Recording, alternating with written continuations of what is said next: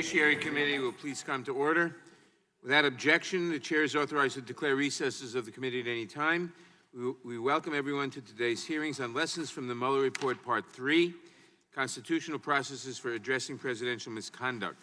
I will now recognize myself for an opening statement. The title of today's hearing is Lessons from the Mueller Report, Part 3, Constitutional Processes for Addressing Presidential Misconduct. As many of you may already know, the subtitle is a quote taken directly from Volume 2 of the Mueller Report, where the special counsel describes why he did not reach a, quote, prosecutorial judgment, close quote, regarding President Trump's conduct. There, the special counsel explained that as an attorney operating within the Department of Justice, he is bound by department policy, including an Office of Legal Counsel opinion that asserts that a president is immune from prosecution while in office. The special counsel, quote, recognized that a federal criminal accusation against a sitting president would place burdens on the burdens on the president's capacity to govern, close quote. Yet the Mueller report also acknowledged that such an accusation could, quote, potentially preempt constitutional processes for addressing presidential misconduct, close quote. The special counsel's mention of these constitutional processes should not be taken lightly. It goes to the heart of Congress's role in our constitutional system of checks and balances, and it is the subject of today's hearing.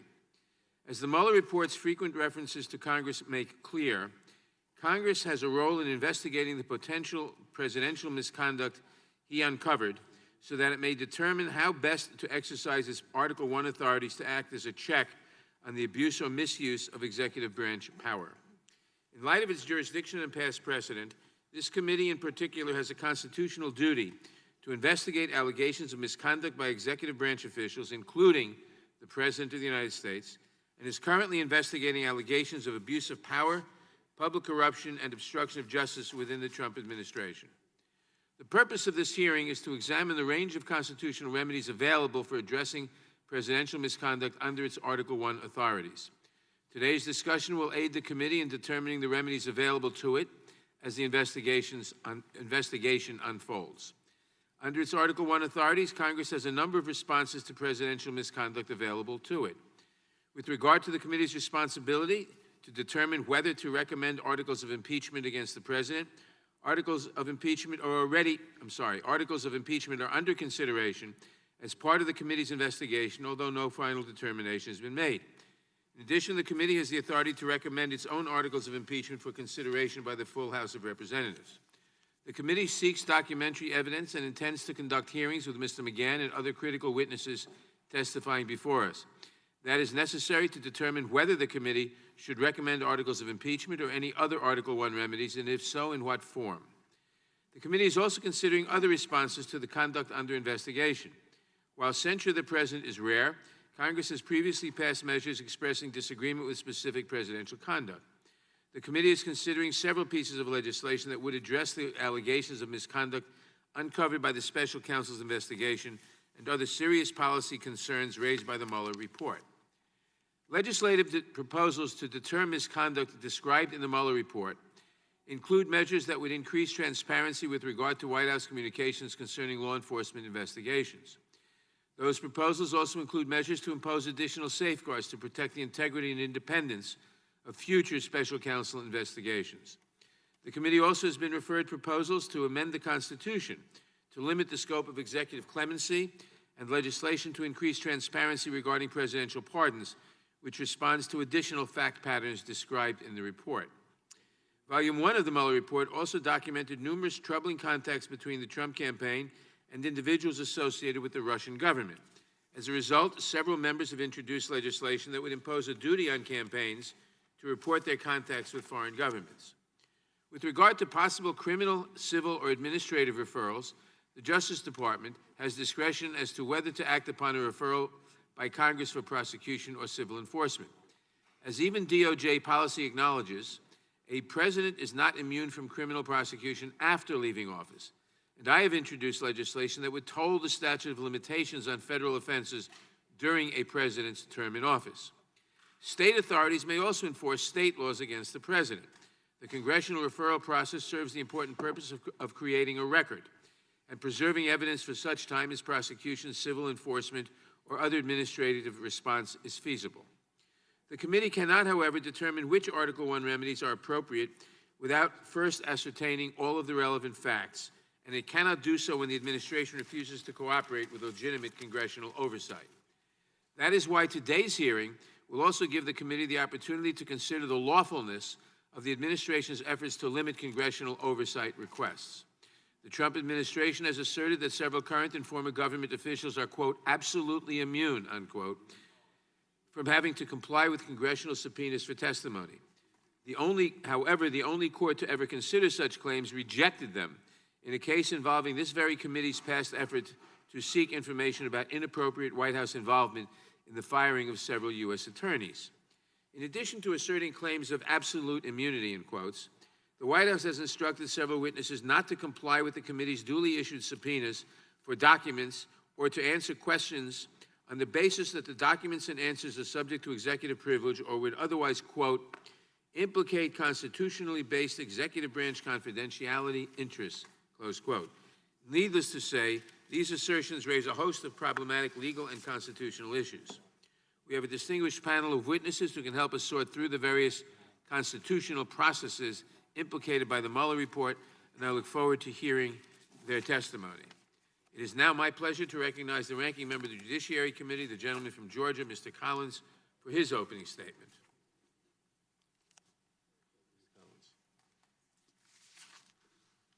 Thank you, Mr. Chairman. I was sorry. For a moment, you ever have one of those dreams? You know, I thought we've lived in movies about this. You have a dream that you wake up and you're back in school. You're back in high school. For me, it was back with Miss McCall's class in North Hall High School, American government class. And it's the proper role of government and the different checks and balances and, you know, what is Congress's role and what's the president's role and what's the judiciary's role. We could stop this hearing right now because the chairman just laid out all the congressional routes and avenues that Congress has to it. And we're going to have a time, and I'm glad the panel's here. Y'all are great folks. You've got scholarly work. We're going to hear some, wonderful things. But we've stopped right here. The problem is we're just dragging this on. It's not that you want to come to impeachment. The chairman talked about impeachment. If that's what you want to do, then that's the part. We don't need to discuss, is this a constitutional right of Congress to do impeachment? That is exactly what Congress is right to do. The constitutional processes are very well addressed in the Constitution and in our processes. But instead, we come here today to have another almost impeachment hearing, but not an impeachment hearing. We want to get facts. We want to do this. No, we're just waiting on and on. I'm trapped back in 9th grade. Miss McCall was a wonderful teacher, but I don't want to go back through it again. This is black and white. We know this problem here. So what are we not doing? Instead of this morning at 9 o'clock on a Friday on a fly-out day when we are actually, the chairman and I have a bill on the floor here in just a little bit that actually touches real people's lives in New York from the 9/11 fund, which is a very valid thing that we need to be doing.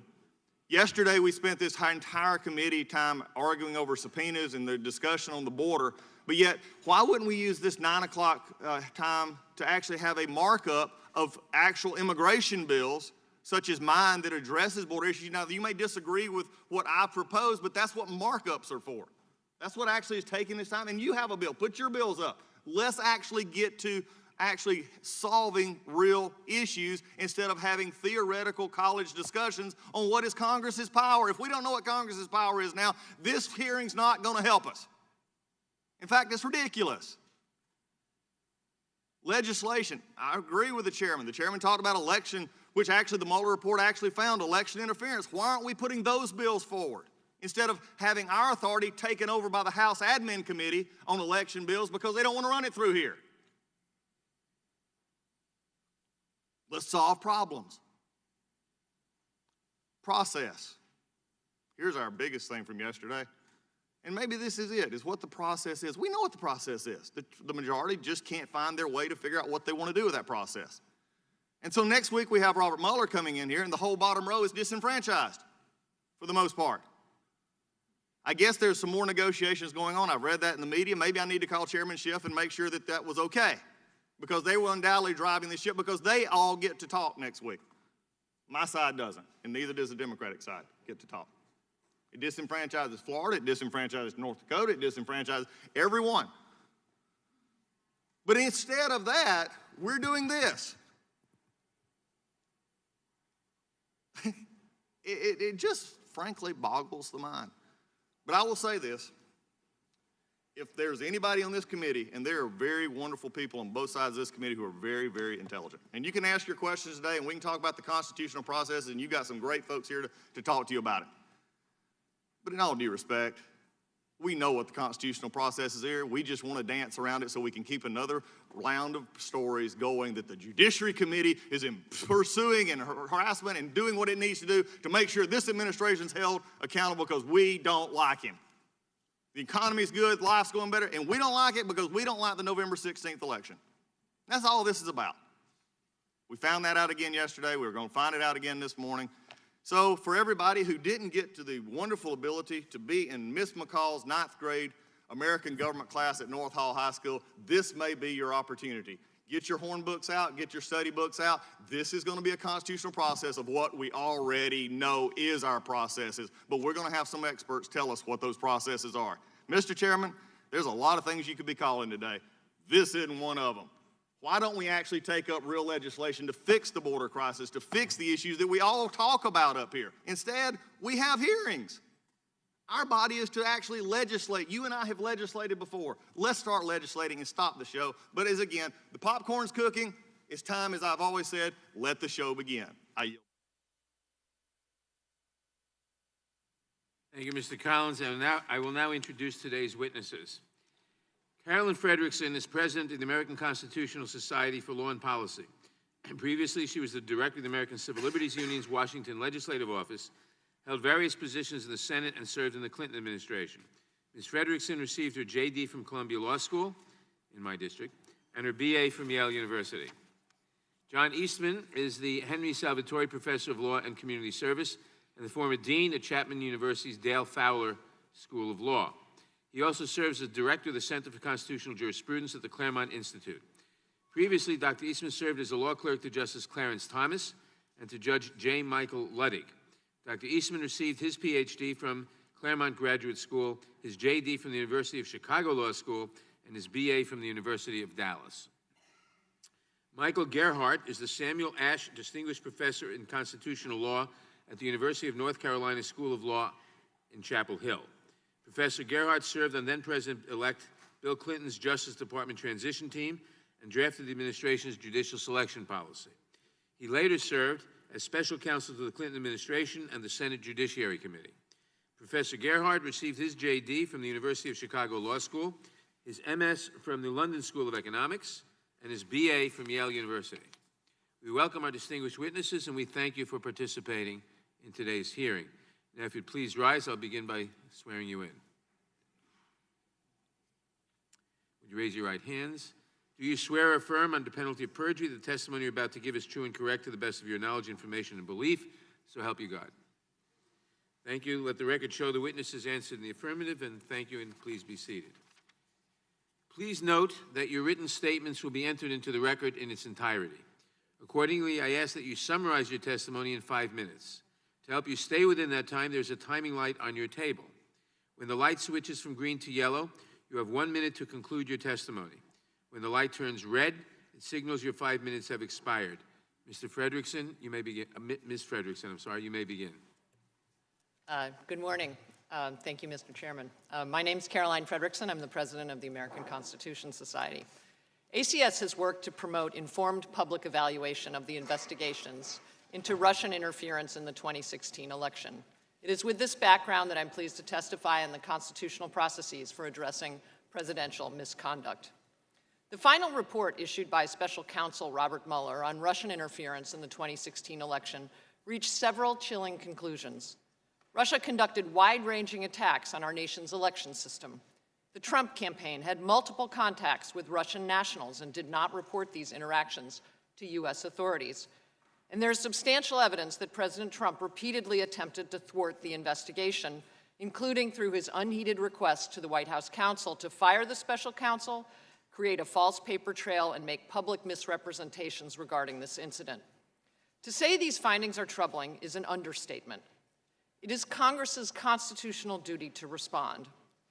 Close examination of how Russia executed these interference strategies is necessary to inform this committee and other committees of jurisdiction how to best tailor a wide range of legislative initiatives on subjects from electronic data protections to the provision of additional funding or resources for U.S. agencies responsible for monitoring and investigating foreign interference, to the integrity of special counsel inquiries, to ensuring limits on political interference with Department of Justice decision-making.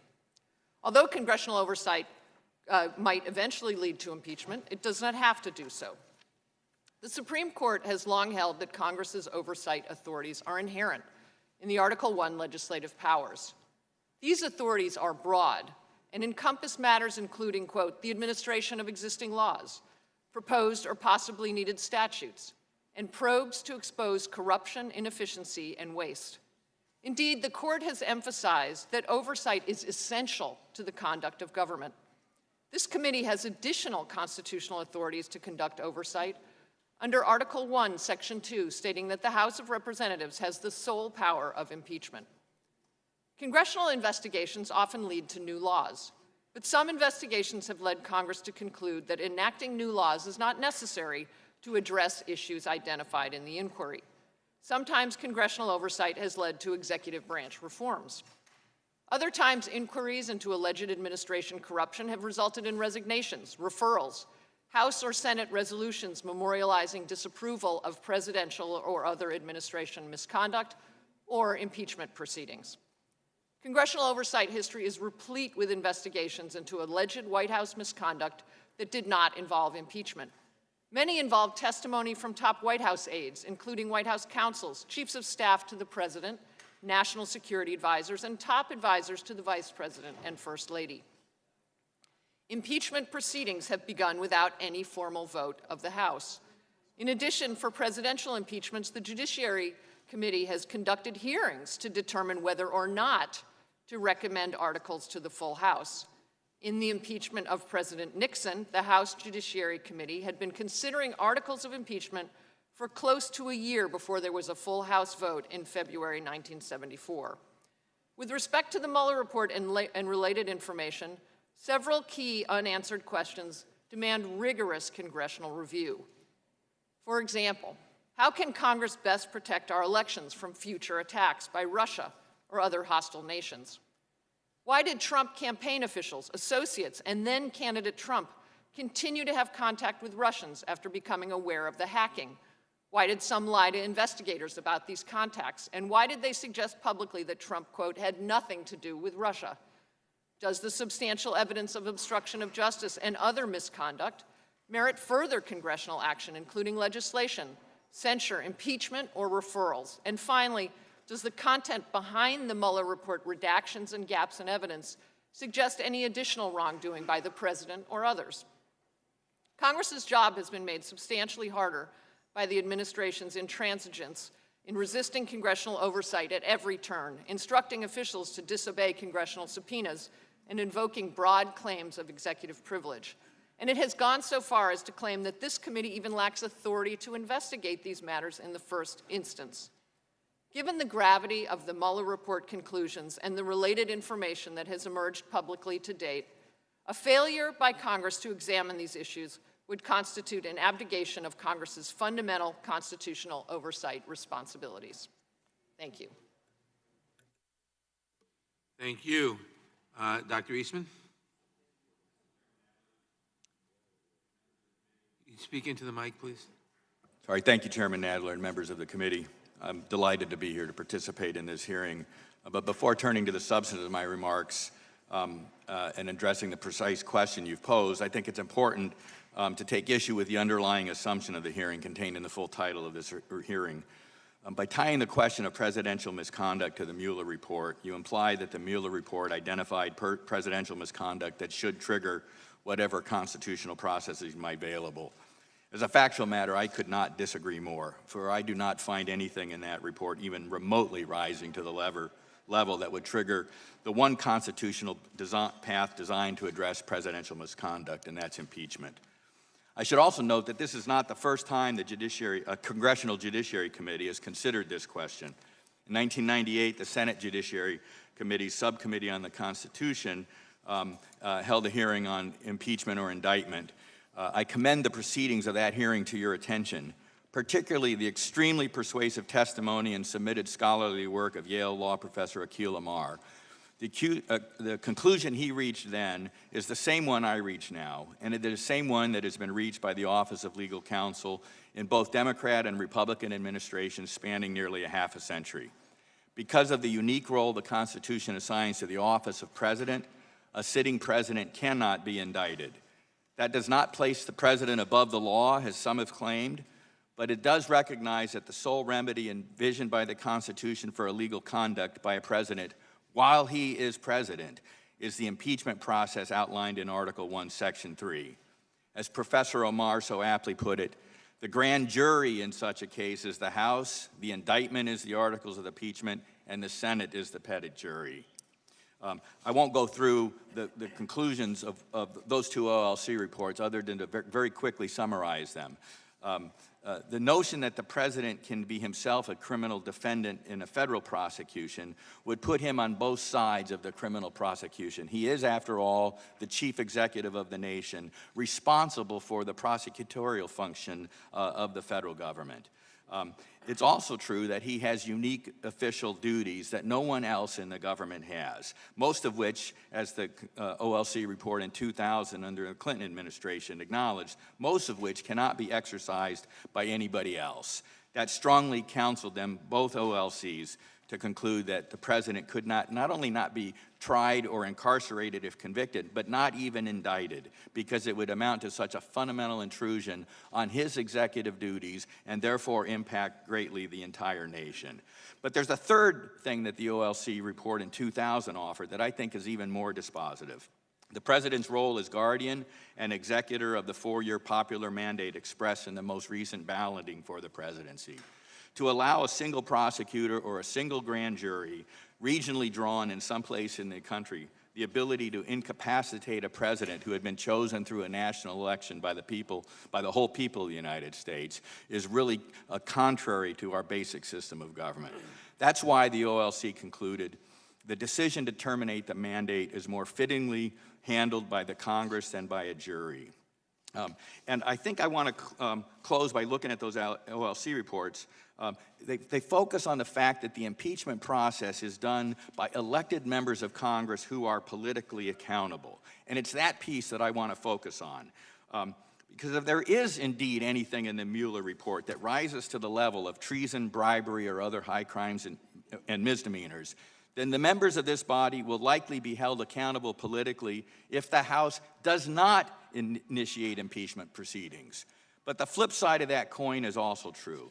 If, as I believe is clearly the case, nothing identified in the Mueller report remotely rises to that level, then the members of this body who continue to pursue impeachment investigations and even formal impeachment proceedings that manifestly appear to the public to be an attempt to distract the president from the performance of his constitutional duties, or worse, to negate the results of the 2000 election, then they too should be and likely will be held politically accountable.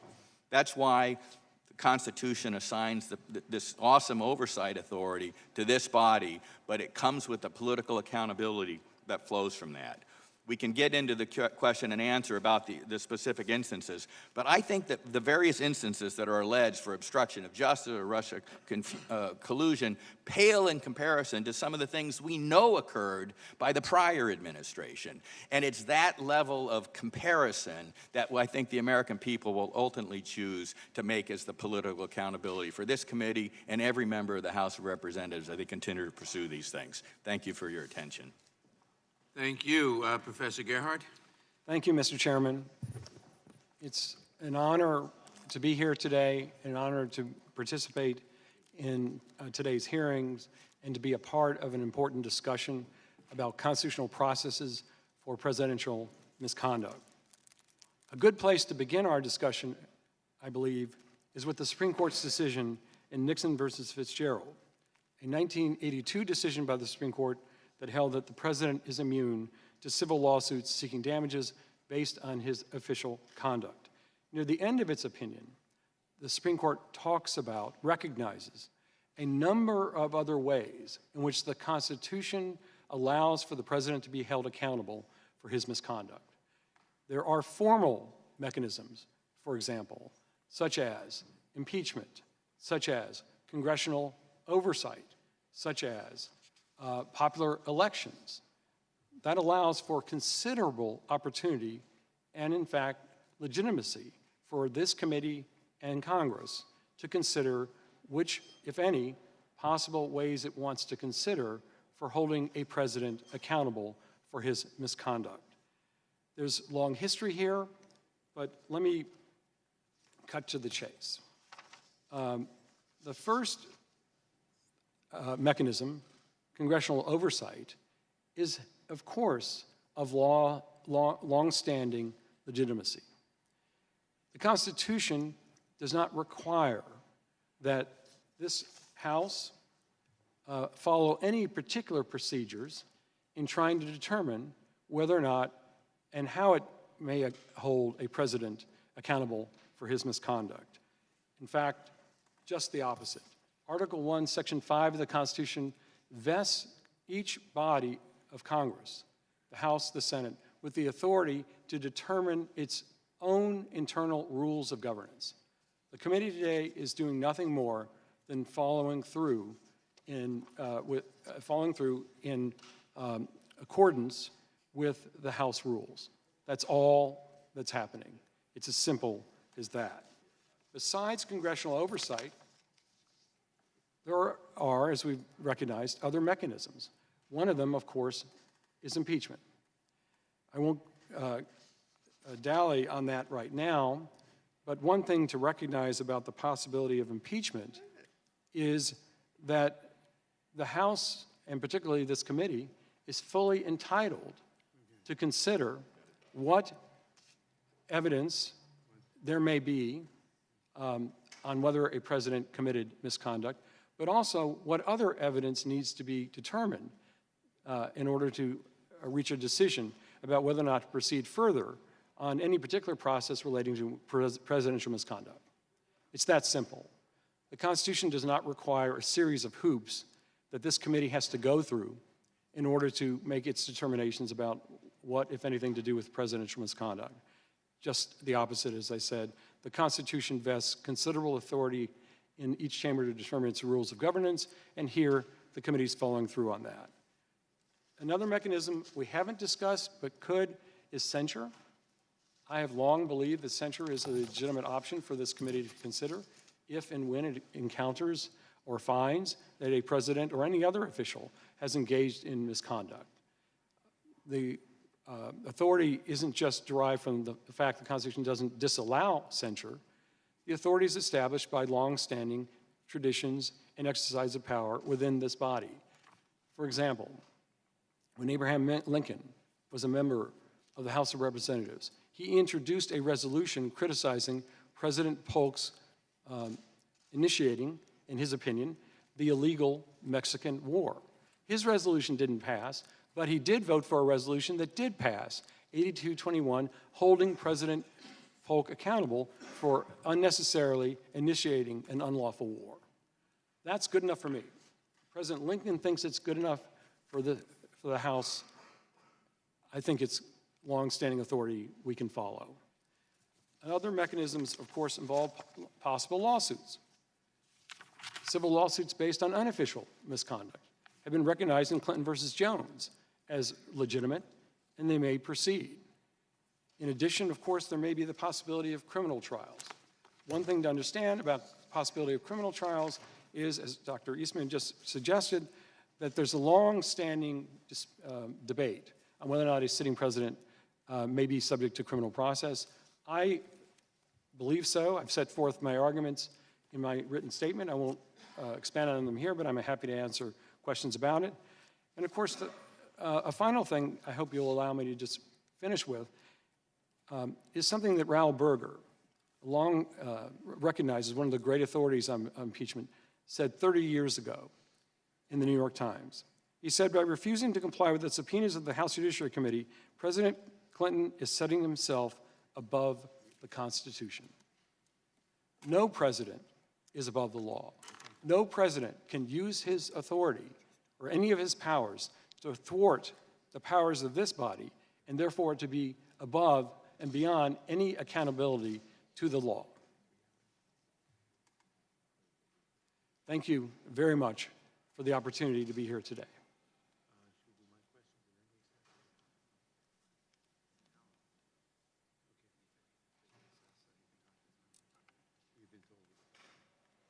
Out of recess, no, I mean, they were talking about next week.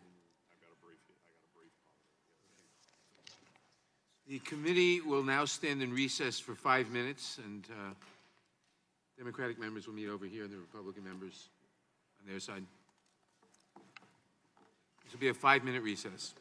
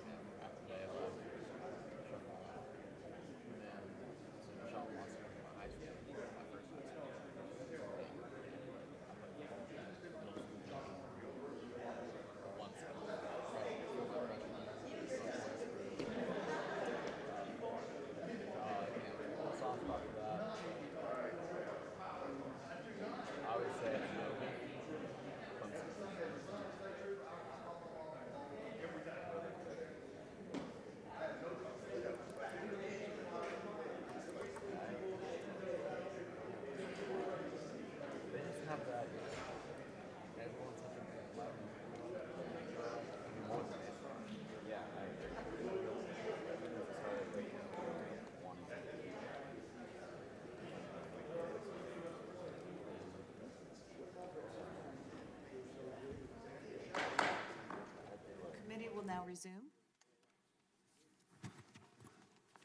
And we'll now proceed under the 5-minute rule with questions, and I'll begin by recognizing Mr. Collins. And I thank the chairwoman for doing that. We've got to go to the floor and take up the 9/11 bill, so I appreciate that. And I probably won't be long, but Mr. Eastman, let's talk just for a moment. Do you think there's any possibility that this group of attorneys and non-attorneys on this Judiciary Committee have any, or their staffs have any problem understanding the constitutional role of Congress in oversight of the administration, on any administration? I don't know the background of every member, but I think the usual member ought to know the answer to that. And that would come from just, if nothing else, life growing up and taking, government classes going up, correct? Well, that's good. One of the things I want to be interested in, and there's a lot of things that people will talk about today, and we'll get into a lot of different things, but one of the problems that I've had here, and we talk about constitutional process, we also talk, and the professor here talked about our internal processes and going on, and one of the things that I've been just very disappointed in our committee for the last 6 months is our way we handle subpoenas and the way that we have went through contempt and how we have rushed through this process and how you're familiar with subpoenas, correct? Yes. And how they should operate. Has a subpoena ever been, from a perception that you ever had, would a Black's Law Dictionary of a subpoena say that it is an opening to a dialogue? No. Would it ever be said that a subpoena should be to enhance your standing in court? No. Okay. If that be true, then my question is, do you believe that it hurts us as an institution when we rush through these issues of contempt and subpoena? And I'd love for you to talk about that for a minute. Well, look, I want to take up, I agree with most of what Professor Gerhardt said. The one point of disagreement I have is I don't think he gave enough credit to the notion that these fights over congressional subpoenas and congressional testimonies by the executive are ones that arise out of a deliberate design function of the Constitution, which is a separation and a counterbalance of powers. Yes, the Congress has oversight authority, but there are limits to that authority, and those limits we typically classify generally as executive privilege. And so most of the fights in our nation's history over the issuance of subpoenas and the testimony of high-ranking executive officials deal with that counterbalancing authority that the executive has. Congress cannot, in its oversight capacity, intrude on the executive functions, including the confidentiality of presidential communications. And I think that's well established as well. And the fight then is over whether this current round of subpoenas and demands for testimony are really designed to intrude on the executive in an unconstitutional way. And I think that's where the conversation has to focus. You talk about conversations and dialogue, and this is one of the things that I've been in Congress, not my life, but the last 6.5 years, and I've noticed the battles that go between both Democrat and Republican administrations in the Hill. This has been going on forever. Do you believe it's good, and I got several questions here, do you believe it's good for a committee just to lead with no conversation with an individual, or to lead with a subpoena? I don't. I think there's a lot of negotiation that has historically gone on those issues. And we have went to the floor for contempt on very limited terms, especially with the Attorney General, and a shortened time here. The question that I would have here is, if you look at this from a judge's perspective, when they say, and we talk about, and by the way, this committee seems to be unique in this because other committees, such as the Intel Committee, actually negotiated and began to get stuff in the proper way of back and forth and back and forth.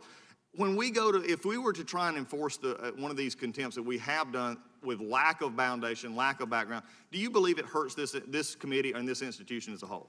I think it would certainly undermine the claims in the court that the subpoenas or the efforts were made in good faith, and that would certainly undermine any court's plan on giving enforcement effort to those things. I appreciate it. I know in my home county of Hall County, my judges would look at me and say, go back and do your job, and before you bring it to me. So with that, I do appreciate the chair's indulgence, and know that I'll yield back.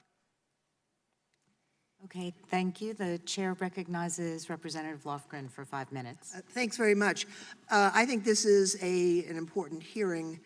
I noted the ranking member's comment that we should be taking up other subjects instead of this one, and I can't help but recall that the Democrats, in terms of election security, as a first order of business, introduced H.R. 1 about election security and got no help from the minority party. And my own bill, the SAFE Act that we just passed 2 weeks ago, to harden election systems, got only 1 Republican vote. So I think that's a bit disingenuous. Let me talk about the OLC opinion. I've been interested in that for some time, and I'm wondering whether Ms. Frederickson or Mr. Gerhardt, you believe that the OLC opinion would cover activities, criminal activities for any president that occurred prior to that president assuming office. For example, Spiro Agnew was left his position for bribery that was engaged in while he was in Maryland before he was vice president. What's your view on that? Well, I think Your microphone's not on. I'd just say two quick things, and then I think Professor Gerhardt probably has a more thorough answer. I'd say one thing is that I think the vice president is not covered. No, I understand that. I just meant by that the as an opinion. example. But I think that's just one of the weaknesses of the OLC opinion is it does seem to indicate that insulate a president from judicial process in a way that I think is not consistent with the rule of law as understood by the founders. One of the questions I've had, if I can throw at you, in addition, Professor Gerhardt, is there any limit to this? Let's say someday in the future, President A is annoyed with the vice president, pulls out a gun, shoots the vice president in the head in the Oval Office. That would be a federal crime. Would that President A in the future be immune from prosecution? I hope not. And I respectfully disagree with the OLC opinion. Obviously, OLC does fantastic work. They're not right about everything. I mean, everybody is subject to scrutiny, and in this case, I think they got it wrong. I've long thought that the president is not special. Everybody in government is subject to criminal process, and should anybody in government commit a crime, they're not entitled to any immunity. I think that's the Constitution we have.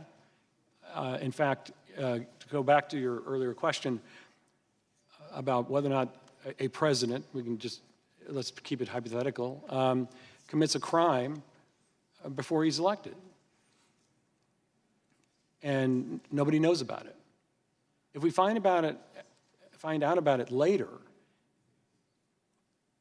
it becomes almost absurd to imagine that the country has to somehow sit tight for 4 or 8 years until he leaves office before he is subject to a criminal trial. If that crime has any relationship to his election, and it almost certainly does because it would have affected people's votes to know about it, even if, then I think the Constitution gets turned on its head. Let me ask you this. In terms of the OLC opinion, obviously they're just looking at federal prosecutions. We have 50 states. If the President A shoots somebody who's not a federal official in a state, that would be a violation of state law. Do you believe that the Constitution prohibits a state prosecution of a president for a state law violation?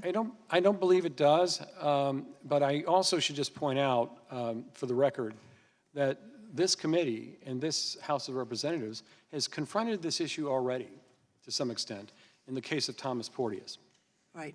Thomas Porteous was a federal district judge who nobody knew. We were on the committee during the impeachment, so.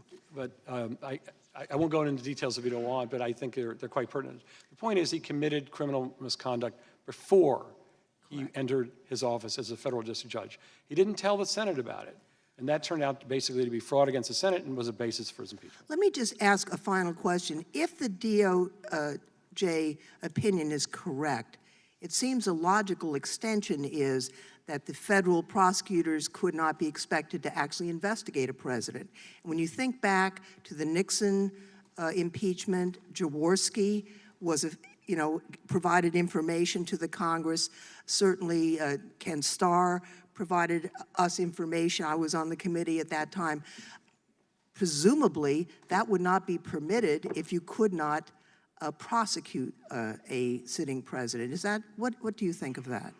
Time has expired, but you can answer. Well, I think if a prosecutor finds evidence of obstruction, for example, then that may be an appropriate time to consider the propriety and legitimacy of criminal process. I think that the very principle of no one being above the law means just what it says. Nobody's above the law. The president can't obstruct an impeachment question, a House committee looking into the possibility of whatever misconduct he's committed, because if he could do that, then he really is above the law. Thank you. My time is expired. Thank you. The chair recognizes the gentleman from Florida for 5 minutes.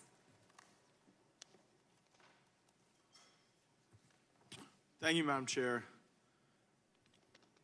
Mr. Eastman, you've commented on the potential harms that can come with a special counsel that's unbridled. Is there anything you'd like to add to that? Well, I mean, you know, I want to pick up on something that Professor Gerhardt said, the notion that the president would be above the law. One of the things that has troubled me about the OLC opinions, which I think are correct, is that potential criminal liability may not exist at all for a sitting president for conduct, either criminal conduct, either while in office or before, given the statute of limitations problems. Both OLC memos recommended to Congress that they could address that issue, and I would encourage you to do so.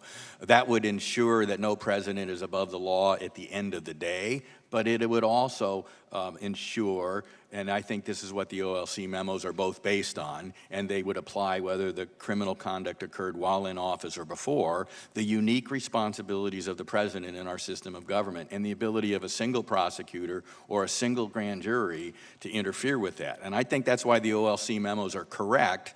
But to remedy the one shortcoming from that, you could address the statute of limitation thing. And I think Chairman Nadler in his opening statement mentioned that that was one of the things that might be worth considering. And I would endorse that. I do think, though, that the reasoning of the OLC memos, implicitly in the first one and explicitly in the second, also extends, although for different, not separation of powers reasons, but for federalism reasons, to state authorities being able to indict the president. And I think they're right about that as well. That door is closed as well for the same reasons that a federal indictment against the president while he's sitting is closed. And I think that's right. It's a balancing act. But the balance, given the unique nature of the president's role and the unique nature of his election, the only one, say for the vice president, who's elected nationally, those two things have contributed to this immunity that the OLCs of both sides of the political aisle have recognized, like I said earlier, in over a span of 50 years. That doesn't keep the president off the hook, but it does shift the discussion to a politically accountable body where people can be held to account if they abuse the investigative process. You made mention of the president's unique powers and how they interface with an analysis of proper versus improper conduct. And you also make reference to the dealing with Director Comey. Is there anything you'd like to add on that front? Well, you know, something that Chairman Nadler said in his opening that I disagree with, and I think is important to get out here. One of the pieces of legislation that is being considered is to expose White House communications with the Department of Justice to identify whether the president is having any role in prosecutorial decisions. I think that idea fundamentally misunderstands the nature of Article 2 of the Constitution, which says the executive power, all of it, is vested in the President of the United States. The Attorney General in its prosecutorial functions at the Department of Justice holds that power derivatively from the President. The FBI, in its investigative power, holds that power derivatively from the president. The notion that the president can't be the one to make the prosecutorial or the investigative decisions is to completely undermine that core aspect of Article 2. And so I think that idea is just simply misguided. Now, if the president decided that Director Comey, and I outline in my testimony why I think both sides of the political aisle in Congress were upset enough with Mr. Comey to have warranted removing him long before the president did, but the president had that authority himself. And I don't think that exercising an authority that he constitutionally has rises to the level of obstruction of justice. Thank you, Madam Chair. I yield back. The chair recognizes the gentlewoman from Texas for 5 minutes. I thank the chair very much. I'm going to read partly a statement by former federal prosecutors, and I would also like to add, having been here in 1998 and also for a number of impeachment proceedings regarding federal judges, when Mr. Starr handed our friends on the other side of the aisle, the Starr Report, they immediately began impeachment proceedings. And that was the historical record that was created. I don't know if they were concerned about any factual basis other than the Starr Report. In this instance, we are meticulously listening to scholars and interviewing individuals by way of subpoena and building the building blocks of the constitutional process, and as well the building blocks of the understanding of the American people. Each of us believes that the conduct of President Trump described in Special Counsel Robert Mueller's report would, in the case of any other person not covered by the Office of Legal Counsel policy against indicting a sitting president, result in multiple felony charges for obstruction of justice. They recount the president's efforts to fire Mueller and to falsify evidence about that report, about that effort, the president's efforts to limit the scope of Mueller's investigation, to exclude his conduct, and the president's effort to prevent witnesses from cooperating with investigators probing him and his campaign. Professor Frederickson, do you find agreement with 1,025 prosecutors, the possibility of such? I have to say, I've never been a prosecutor, but I think it's a very impressive list of some of our nation's most illustrated prosecutors who have engaged in lengthy careers. And I think I take what they say very seriously. I think it is very important for this committee to go further and examine the allegations that were laid out in the Mueller report. And thank you. And I ask the chairwoman to ask unanimous consent to place a statement by former federal prosecutors. Part of what I just read, 1,025 indicate that the president would be subject to felony charges if he was not the president of the United States. Let me also make mention, thank you very much, of HRES 396, a resolution of investigation, Professor Gerhardt, and welcome to all of you, by the way. Thank you so very much for your presence. It recounts, it's under our Rules 6 and 7 of House Practices. It is an instruction for the Judiciary Committee to investigate, but included in the resolution, it indicates various elements of investigation: violation of the Foreign Emoluments Clause of the United States Constitution, violation of the Domestic Emoluments Clause of the United States Constitution, obstruction of justice, abuse of power, misfeasance in public office, malfeasance in public office, failure to protect the confidentiality of national secrets from enemies, foreign and domestic. Just a litany similar almost to articles of impeachment. But let me ask you this. In your written testimony, you note that the theme that clearly emerges from early discussions of the scope of impeachable offenses are that they are not neatly delineated but depend on context and gravity, of which the responsibility of this is housed in the Judiciary Committee, and not all crimes are impeachable, and not all impeachable offenses are crimes. But I would ask you, is impeachment limited to criminal acts? Not at all, Congresswoman. In fact, it's important to understand that one of the most, that a significant theme in the Constitutional Convention was that when the delegates thought of possible impeachable offenses, they were trying to figure out the scope of them. They never listed something that was actually a crime. They listed things that were not crimes. And in fact, many impeachments have been based on things that are not crimes. I'm going to go on to another question. Sure.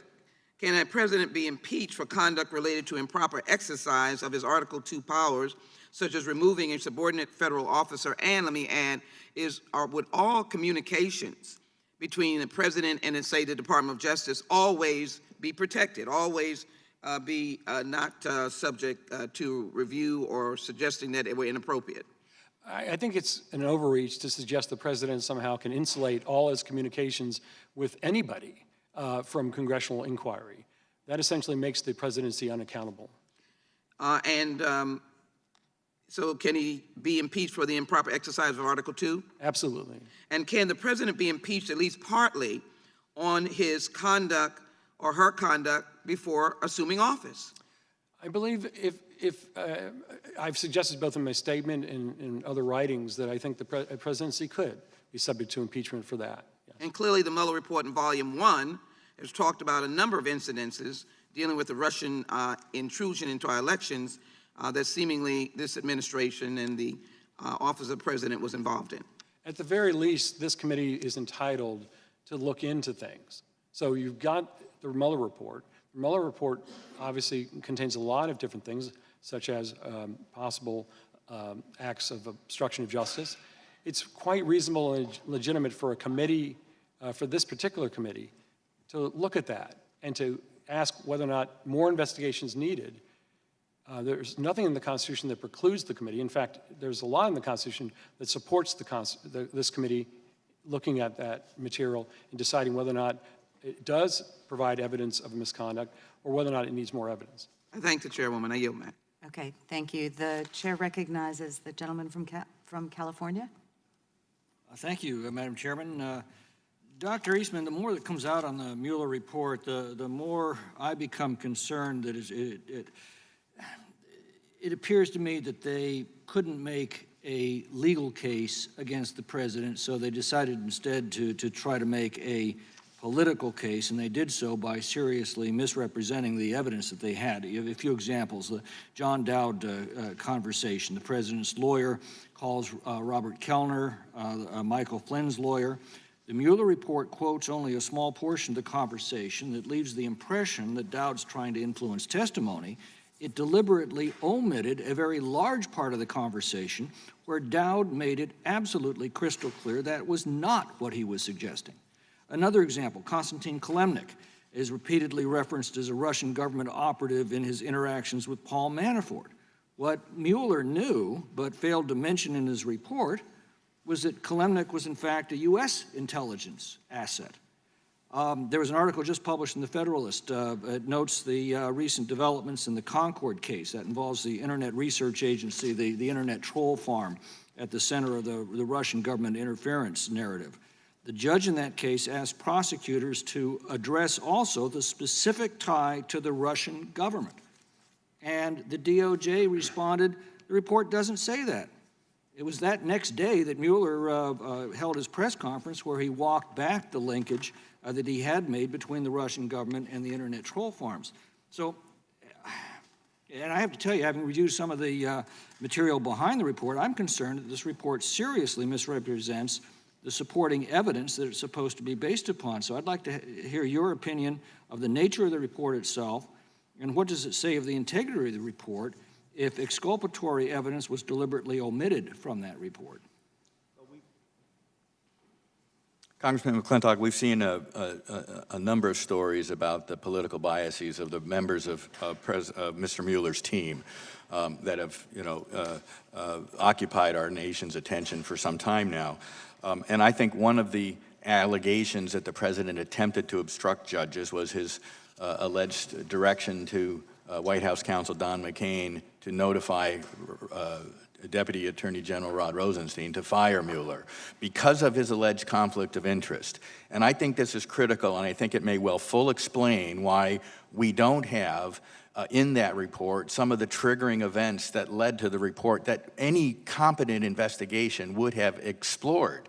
And Department of Justice guidelines specifically say that people ought not to be leading an investigation when they have close personal relationships with targets or key witnesses of the investigation or with an organization of the investigation. And Mr. Mueller had both. He had very close personal relationships with FBI Director Comey, whose own leak of information to the New York Times is what triggered the appointment of Mr. Mueller in the first place, and who was a key witness in one of the allegations against the president about, can you see your way to letting the case drop against Mr. Flynn? He's suffered enough.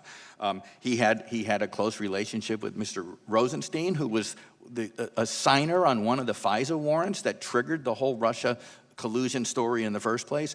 Those things alone ought to have forced Mr. Mueller to recuse himself because they are conflicts of interest that would have not led to his appointment under Department of Justice guidelines in the first place. For the president, as the top national executive, to raise the question about those conflicts is not obstruction of justice, it's doing his job. If he had said, because of that conflict, we're going to shut down the whole investigation because I don't like it going after me, then you might have had obstruction of justice, but that's not what we have here. And the perpetuation of this myth is rising to the level of farce, and it is distracting not only the president and the country domestically, but on the world stage. In fact, we are perilously close to the ongoing proceedings here, rising to this very same level. That is why the Department of Justice has over a half a century twice concluded the president ought not to be indicted while he's in office. They recognize that the impeachment proceeding is a necessary evil that would suffer those consequences, but on things that are much more grave than we have at issue So is here. it fair to say that this report was corrupted both by personal relationships and by political biases? When you see the things that are omitted from it, that's the conclusion that one has to go. So far, just the tip of the iceberg. They're dribbling out all the time. And I think when Mr. Horowitz's full IG report comes out on the origins of this thing, I think we're going to be shocked to learn how much more there is. Thank you. The chair recognizes the gentleman from Tennessee for 5 minutes. Thank you, Madam Chair. Firstly, I'd just like to comment that question about exculpatory evidence being put in and questioning Mr. Mueller's compliance. Mr. Mueller made clear that he did not suggest the president should be indicted or was indicted because of the OLC's opinion that he couldn't be indicted. That's pretty much taking exculpatory evidence. When you put that in, we're not indicting him because we can't do it, not because we didn't find evidence of criminal activity, and if we did, we would have said so. So that's firstly. And secondly, the question about his closeness to Mr. Rosenstein and Mr. Comey, he was also close to Mr. Barr. So maybe Mr. Barr shouldn't have taken the job. Although existing regulations governing the appointment and removal of a special counsel already provide some limitations on the removal of the Attorney General, those can be rescinded or modified because they're the Attorney General's regulations. They can modify those protections against unwarranted removal.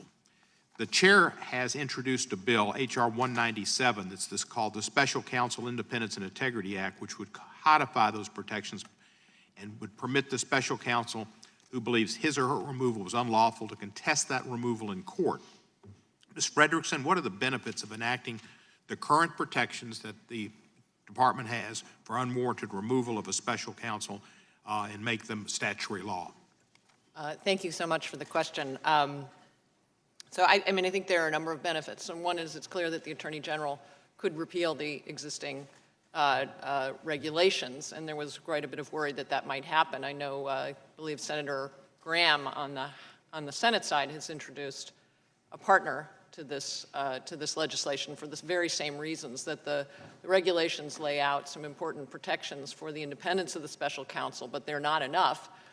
Because they're not actually insulated from action by an attorney general who might himself want to see or herself want to see an investigation curtailed.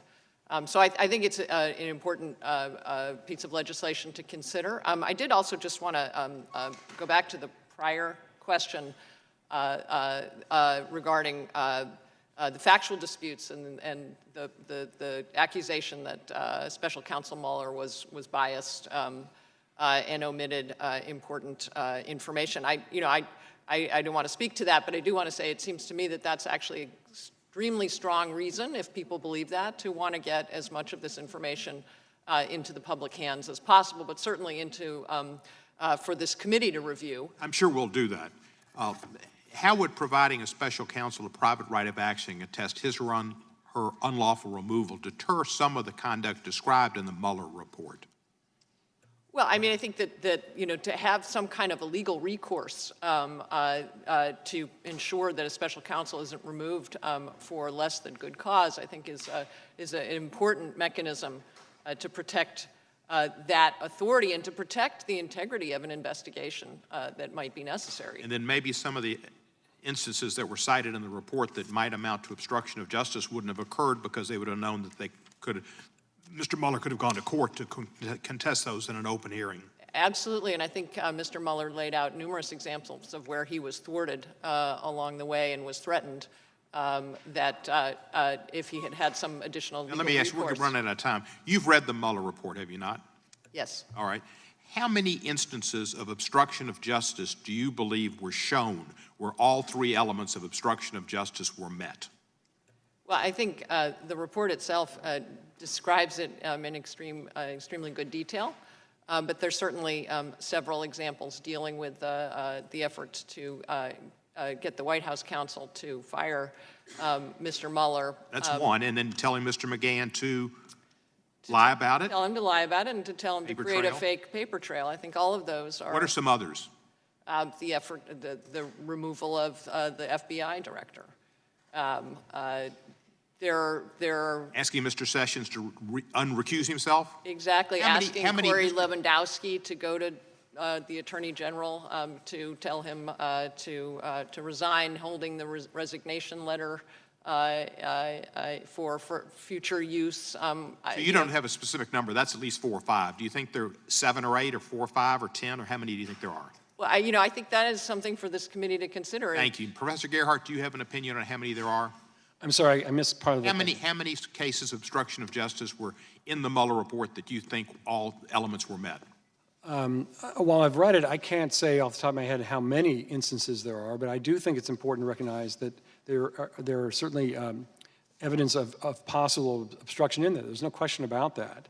The report doesn't exonerate the president. Instead, it actually suggests at several moments that one of the processes that's important to consider, given the limitations the prosecutor felt that were imposed on him, was for Congress or this committee to look into possible evidence of misconduct. That's perfectly within the power and legitimacy of this committee. Thank you, and I yield back the time I do not have. Thank you. The chair recognizes the gentleman from Texas for 5 minutes. Thank you. Appreciate y'all being here. Dr. Eastman, in looking at page 2, well, it's page 2 because you had a cover sheet, but talks about you implied, you're talking about the title of this hearing, that the Mueller report identified presidential misconduct that would trigger whatever constitutional process might have been available. It's a factual matter.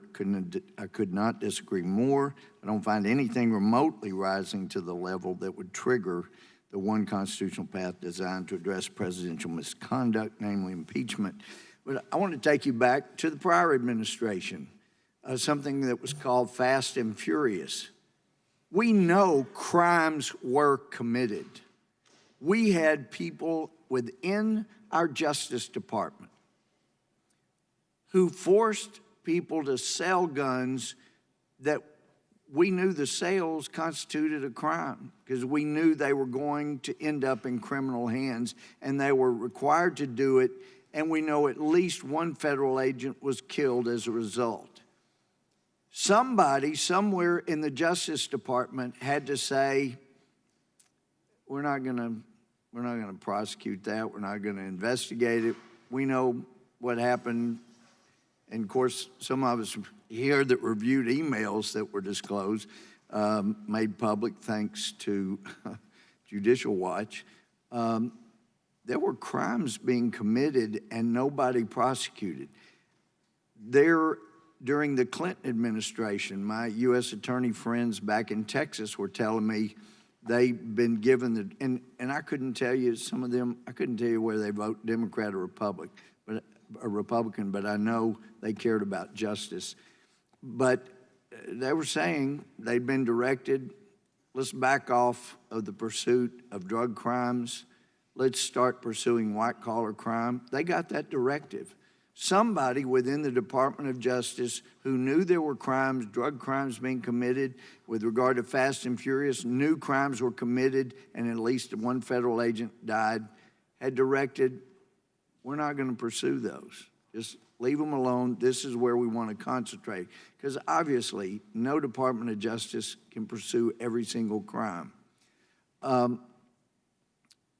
In your opinion, just knowing what we know from public information, would you say Eric Holder or President Obama, his boss, obstructed justice? Congressman, I think there's an important distinction to be made here between prosecutorial discretion and shielding high-ranking officials. I've outlined in my testimony several other examples that I think... the shifting from drug prosecution to white-collar crime, that's prosecutorial discretion. That's right. But preventing an investigation in order to shield the person that committed the crime because he was a high-ranking official, or to alter the FBI investigative report on the advent of the email personal server and Hillary Clinton's conduct to remove the language of one of the elements of the crime, I think that rises to obstruction of justice rather than prosecutorial discretion. Are you talking about when James Comey eliminated the mental state? Necessary? He said mental state was an element. It was not. The FBI original draft of the report called it gross negligence, which is an element of the crime. He changed that language in order to avoid the element of the crime. That's not prosecutorial discretion. I think those things do rise and have an intent to obstruct or interfere with the investigation. That brings up another issue. You know, Mueller was required we know, I'm not supposed to really get into the scopes memos I've reviewed, but, well, at least some of them. But we know publicly he was allowed to pursue crimes that came to his attention during the investigation. Hillary Clinton's emails, private server, disclosure of classified information, those surely came to his attention. He would have been authorized, just from what you know publicly, to pursue and investigate Hillary Clinton, would he not? Well, he would, and even more directly. The use of campaign funds funneled through a law firm, illegally not reported to the Federal Election Commission, to pay for the Steele dossier, which we now know had as his sources high Russian-level offenses, that triggered the entire narrative. That certainly was within his jurisdiction, and that's not investigated at all. Yes, well, I appreciate the effort that you took. I know all three of you got paid well for being here today. And for those who don't know, they didn't get paid at all. But thank you all for the time you took to prepare. Thank you. Okay. The chair recognizes Mr. Johnson from Georgia. I thank the chairwoman. 5 minutes. And I've heard more and more Republicans starting to pronounce Director Mueller's name as Mueller. I've been hearing that over the past few weeks. Is that some kind of Republican attempt to somehow besmirch Director Mueller, Dr. Eastman?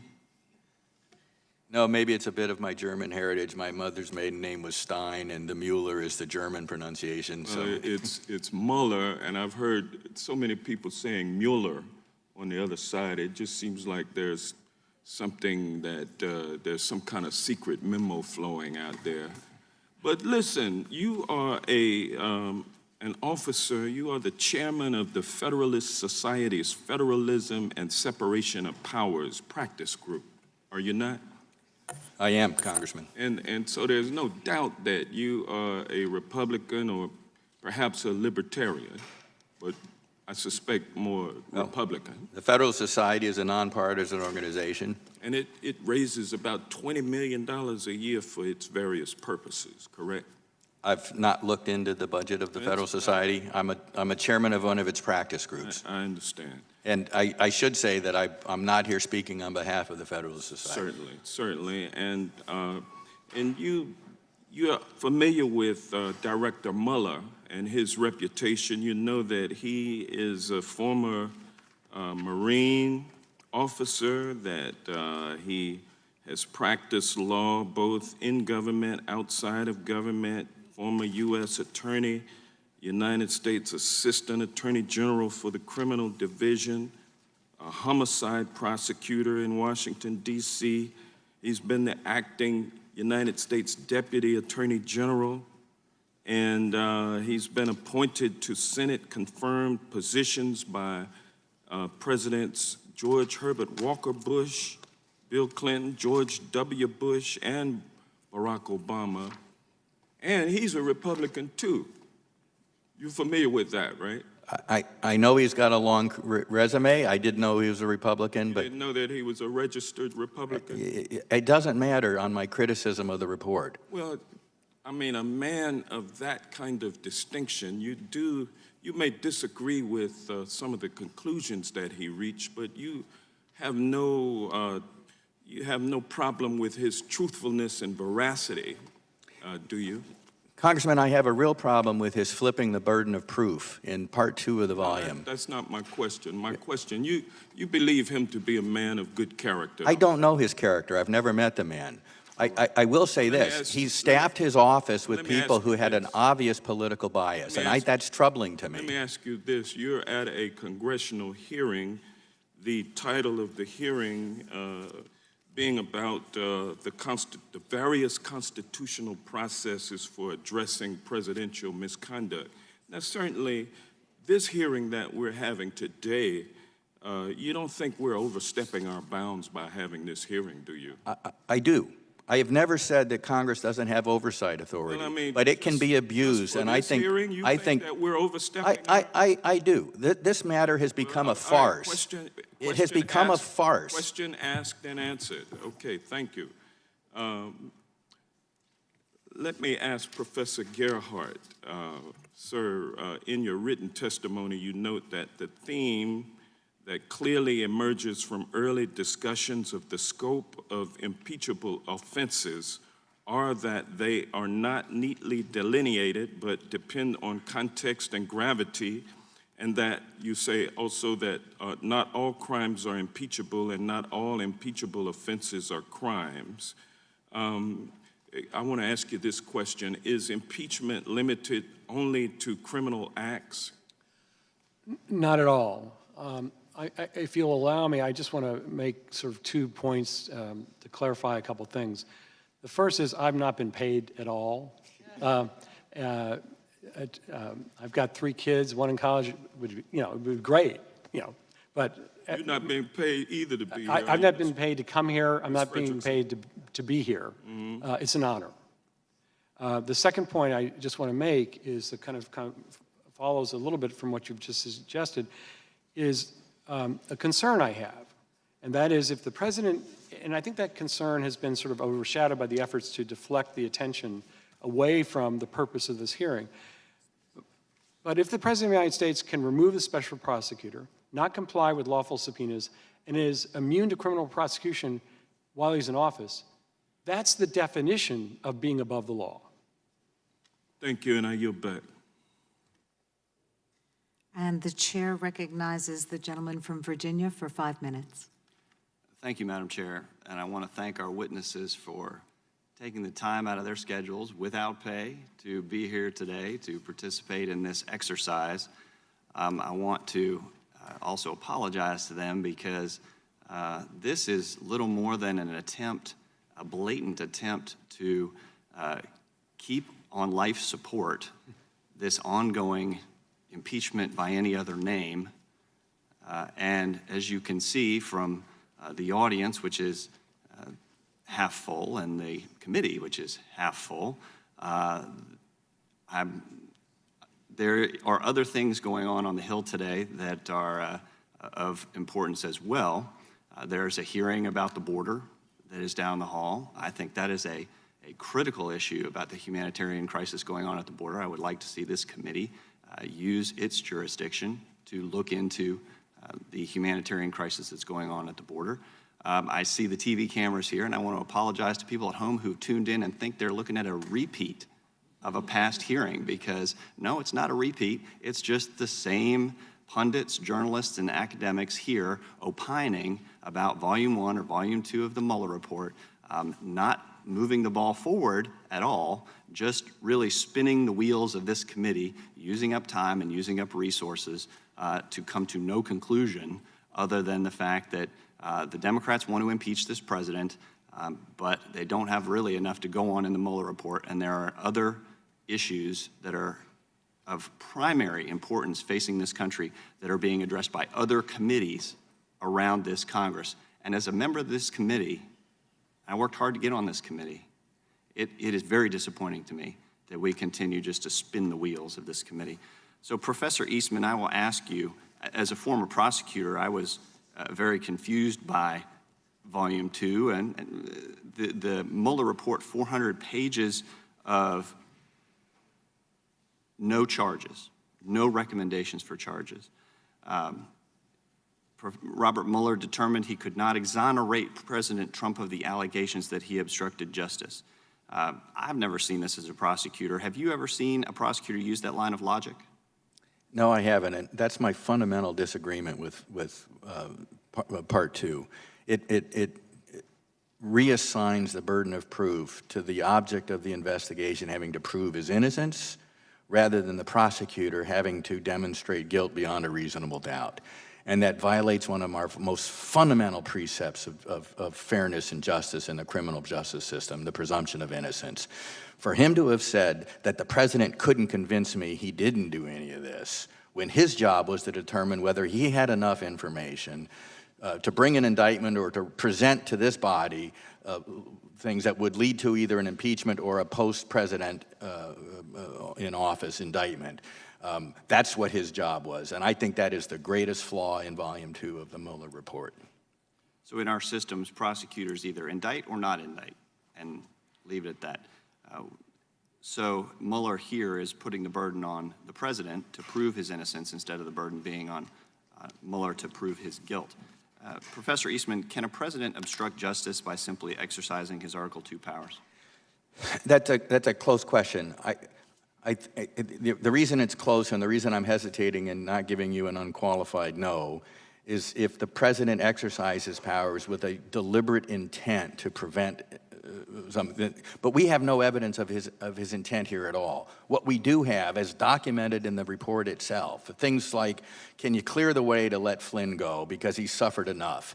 That's perfectly within the president's authority, and there's no even hint of bad intent there. So Can you get rid of Mueller because of his conflicts of interest? No bad intent. That's clearly within the president's authority. When Bill Clinton tried to alter witness testimony before a grand jury, that had the necessary intent and was rightly troubled.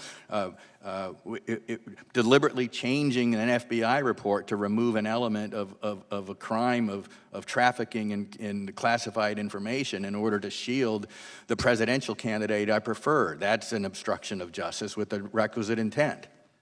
Section 4 of Article 2 says the President, Vice President, and all civil officers of the United States shall be removed from office on impeachment for and conviction of treason, bribery, or other high crimes and misdemeanors. Do you see anything in Volume 2 that rises to that level? I do not, because I don't see anything in there that demonstrates the requisite intent that would otherwise alter the president's perfect authority to control the executive branch. Thank you. I yield back. The chair recognizes the gentleman from Florida for 5 minutes. Thank you, Madam Chairman. Thanks to all the witnesses for being here. Mr. Gerhardt, your testimony describes several categories of formal remedies for presidential misconduct, congressional oversight activities, impeachment, censure, election, civil suits, criminal trials. Was Special Counsel Mueller able to pursue any of these remedies for potential misconduct by President Trump? No, he was not. Because? He was not in the sense of being able to do anything more than issue his report. Right. So his investigation, just to be clear, was a criminal investigation. Right. It certainly was. Yes. And if he found criminal wrongdoing by the president, could he pursue a trial? He could, or he might have thought he might be able to, but he also plainly felt, as he said, that he was restricted by Department of Justice policy on this. Well, he said he was restricted by the OLC policy, didn't he? Right. That's what I'm saying. Yeah. Right. So presidential misconduct uncovered by Mueller didn't come with an inherent remedy, did it? No, it did not come with an apparent remedy. And so the Mueller report itself was never going to hold the President of the United States accountable. That is absolutely true, and in fact, a couple key times when discussing obstruction of justice, he mentions Congress. Right, so exactly, Mr. Gerhardt, if the special counsel cannot hold the president accountable, who can? The answer is nobody. No, nobody can hold the president accountable. Well, that is to say, if the president, I may have misunderstood. Mr. Gerhardt, Congress can hold the president accountable. Of course. Andy? And I just, right. I just wanted to clarify that. Ms. Fredrickson, in your testimony, you note that special counsel couldn't exonerate President Trump, but he also couldn't proceed with a criminal remedy because he accepted the OLC policy that a sitting president cannot be indicted. Without those options, what did Mr. Mueller do in his report? Well, I think he did the appropriate thing, which was to refer to Congress to pursue its constitutional processes, which is in fact, what this committee is doing now. Right, so he conducted the investigation, he preserved evidence, he provided analysis of that, and then as you quote from the report, and as you've just said now, the separation of powers doctrine authorizes Congress to protect official proceedings, including those of courts and grand juries, from corrupt, obstructive acts regardless of their source. Further, Special Counsel Mueller closes Volume 2 by stating, and I quote, "The protection of the criminal justice system from corrupt acts by any person, including the president, accords with the fundamental principle of our government that no person in this country is so high that he is above the law." Ms. Frederickson, do you read these sections of the report as a referral to Congress to pick up where Mr. Mueller left off? Well, I certainly read it as as saying to Congress that there is important. These allegations are incredibly disturbing, indicate actions by the president and his associates that are very destructive to rule of law, and that Congress needs to examine. I think it's a congressional duty to actually. Thank you very much. Mr. Gerhardt, on May 30th, President Trump said he can't be impeached because there was no crime. It appeared he was suggesting that he would need to be found guilty in a criminal trial in order to be impeached. Is that how impeachment works? Is that what impeachment requires? Impeachment does not, yes or no? Yeah, impeachment does not require what the president said. Right, and you describe, in fact, how the framers thought of high crimes as violations of public trust and violations of a duty to our society. Some have argued the president can't commit the crime of obstruction of justice when he's exercising his Article II powers. We've heard that here today. Regardless of the merits of that argument in a criminal trial, isn't the corrupt use of power exactly the sort of abuse that the framers and historical precedent show qualified as a high crime? Absolutely, that's why we have it. Right, so let me finish with this. Professor Gerhardt, we heard that impeachment proceedings have begun without any formal vote for impeachment. Who has the power to set the proceedings for this body, for Congress, to implement a constitutional power such as impeachment? Congress. Right. And do the House rules require a formal authorization of an impeachment inquiry? Absolutely not. It doesn't say that in any place. Right. Professor Gerhardt, does the United States Constitution require a formal authorization of an impeachment inquiry? Absolutely not. The words impeachment and inquiry are not in the Constitution. Thank you. I yield back. Thank you. The chair recognizes the gentleman from Louisiana for 5 minutes. Thank you, Madam Chair. Thank you to the witnesses for being here. Mr. Gerhardt, over here on your far right. Sorry, it's a little hard to figure out. Yeah, sorry. We got a big committee. You said in a recent interview with the New Yorker magazine that, quote, if the president has misled people, unquote, then it could be the basis for impeachment. President Obama made a statement that became rather famous regarding Obamacare, and he said, quote, if you like your health care plan, you can keep it, unquote. It was famously called the lie of the year by PolitiFact. So I don't mean this to be flippant. I want to ask you a question about your intellectual consistency. Is that an impeachable offense? I would not say so, and it's partly because I think the president made a mistake. Acting in good faith is pertinent to any impeachment inquiry. Well, but didn't you just explain in your last set of answers here that a violation of the public trust is an impeachable offense? I just heard you say that. That's true. Absolutely true. So was that not a violation of the public trust when half of America relied upon that great promise? I don't think I would say it violated public trust. I think you need two things, at least. One is you need to have be doing a bad act. That's one of the things required. But the other is you need to have bad intent. I think there are times when presidents obviously are mistaken. I don't think that was a deliberate falsehood at all. I think that an inquiry would be justified anytime that this committee or the House has concern about whether or not the president has said or done something with bad faith and that was a bad act. Okay, in a 1999 article that was entitled The Lessons of Impeachment History, you quoted Alexander Hamilton in Federalist 65, and you wrote, quote, in the Federalist number 65, Alexander Hamilton warned that impeachments often would begin in a partisan atmosphere. Consequently, Hamilton counseled The further along an impeachment proceeded, the more that members of Congress needed to find a nonpartisan basis on which to resolve the proceedings, unquote. That's what you wrote. Yes. The Mueller report, of course, has been out for almost 3 months. As of June 30th, there were 79 elected Democrats calling for impeachment and 0 Republicans. Our friend Representative Amash is now a registered independent. So the question is, if this body were to take Alexander Hamilton's advice, shouldn't impeachment be off the table at this point because there's no way that we find a nonpartisan basis to proceed? The answer is no, and part of the reason for that is because if one party decides to obstruct something, that is to say doesn't agree, can't find common ground, that can't hamstring the institution. Wait a minute, so are you suggesting the Republicans are obstructing this now? I'm sorry if that's overstated, but the point is... It is greatly overstated, thank you for acknowledging. Yes.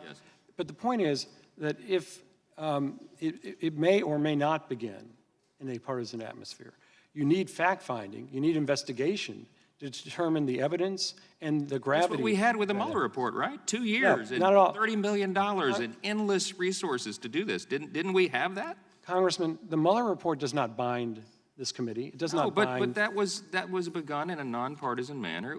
He was famously the objective arbiter of all this.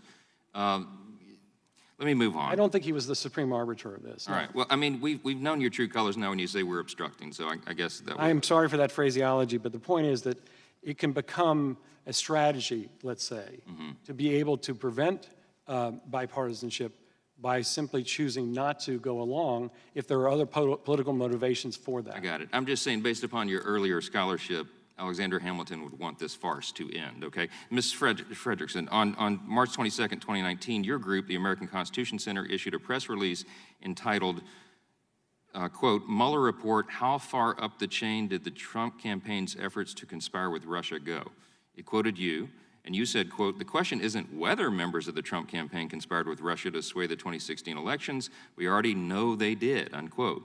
As you may know, conspiracy to commit an offense or to defraud the U.S. is a federal crime under 18 U.S. Code Section 371. I just want to know if you can remind this committee which members of the Trump campaign were charged and prosecuted for conspiring with Russia. Well, and first I'd like to say that I think it's unfortunate that so many on your side of the aisle don't seem to want to get to the bottom of what happened in terms of the Russian interference in our elections.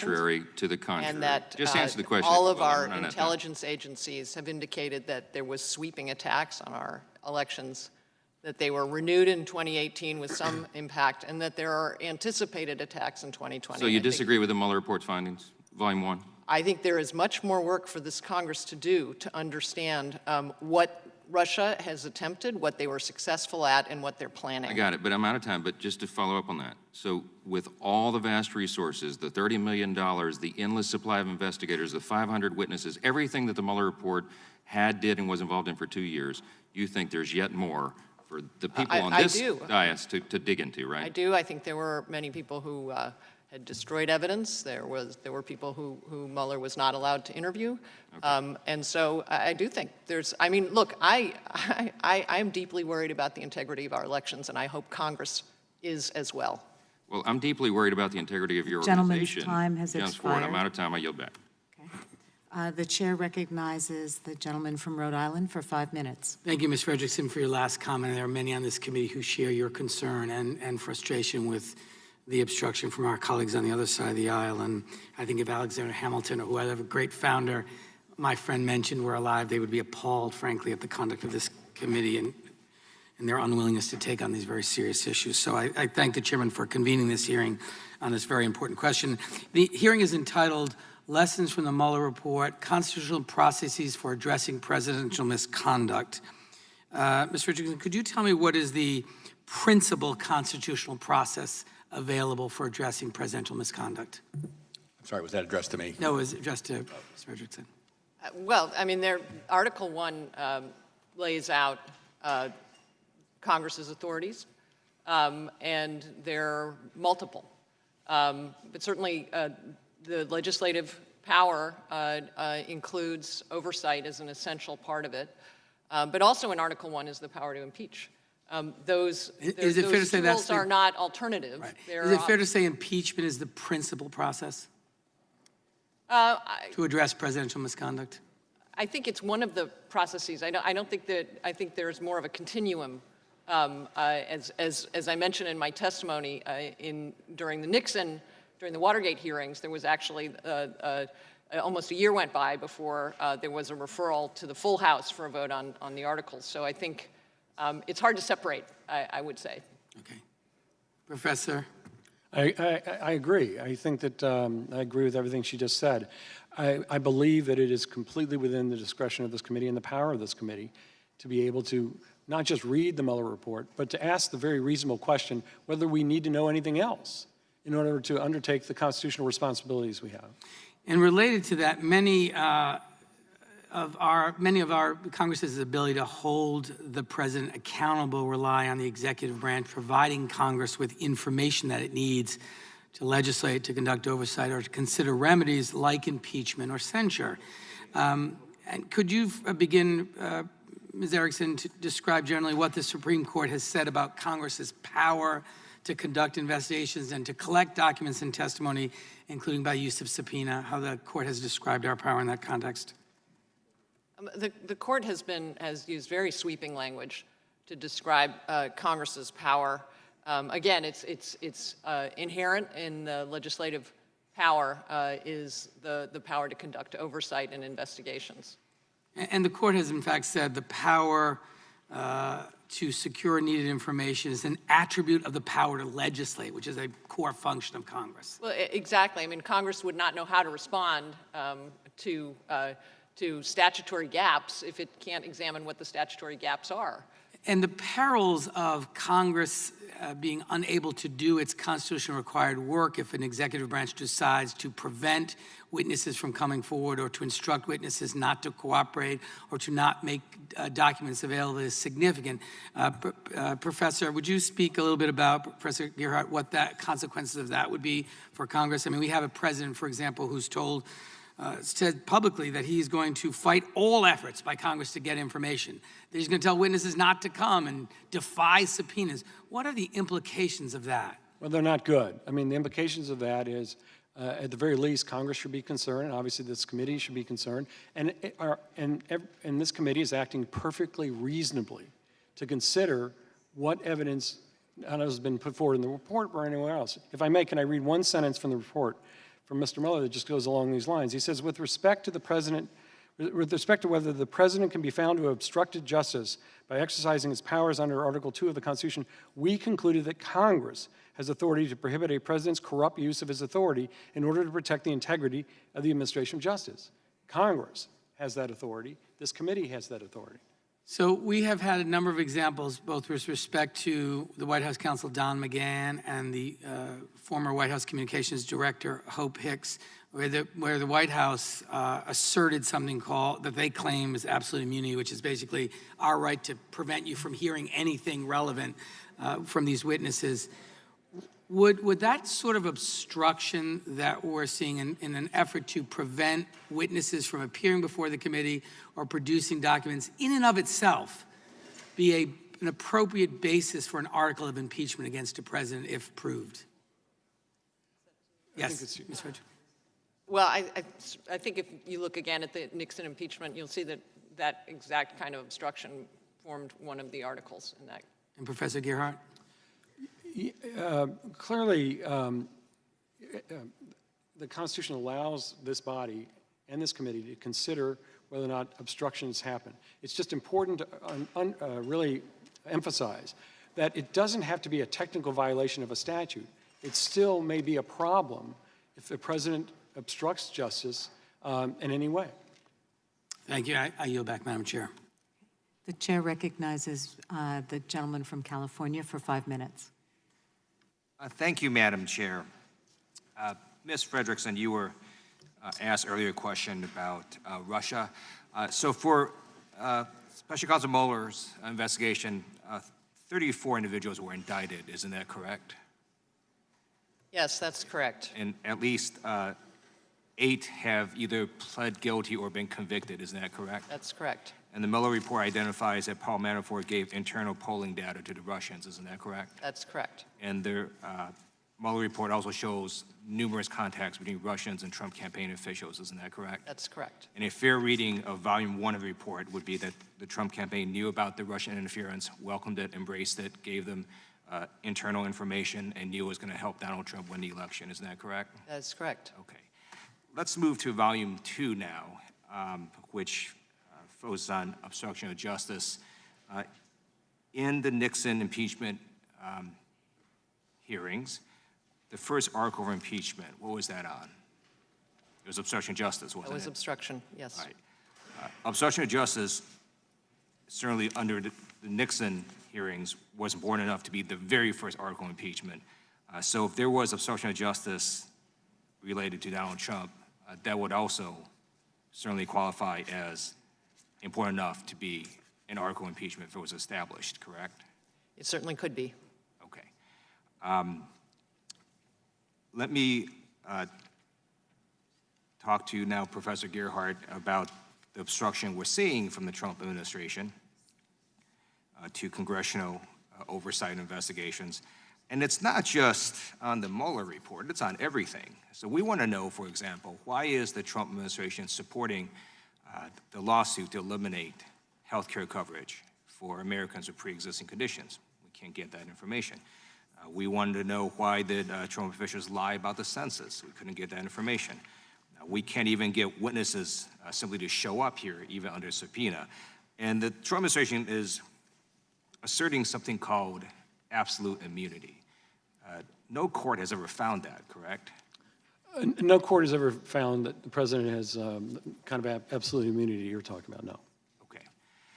So given their assertions of this sort of fake immunity, do you agree that if these witnesses don't show up, they would be subject not just to the lawful subpoena, but also to any potential other consequences, and that they themselves would be liable for not showing up? Absolutely. The committee and the chair have the power to issue subpoenas. Subpoenas are lawful orders, and it's a question of whether or not they're complying with the law when they're considering whether or not to comply with a subpoena. Okay. And then let's talk specifically again about obstruction of justice. The Mueller report lays out multiple instances of obstruction of justice, and then the special counsel goes, all right, here's 3 elements to establish obstruction of justice. And in multiple cases, he shows that there's significant evidence of all 3 elements. Isn't that correct? Right. And on the issue of intent, you can certainly infer intent from the very words of Donald Trump. Isn't that right? Well, you can infer intent from words, from circumstances, from context. And when Trump fired Comey, he stated that he was receiving great pressure from the Russia investigation and that pressure has been taken off. That's certainly evidence of intent, isn't it?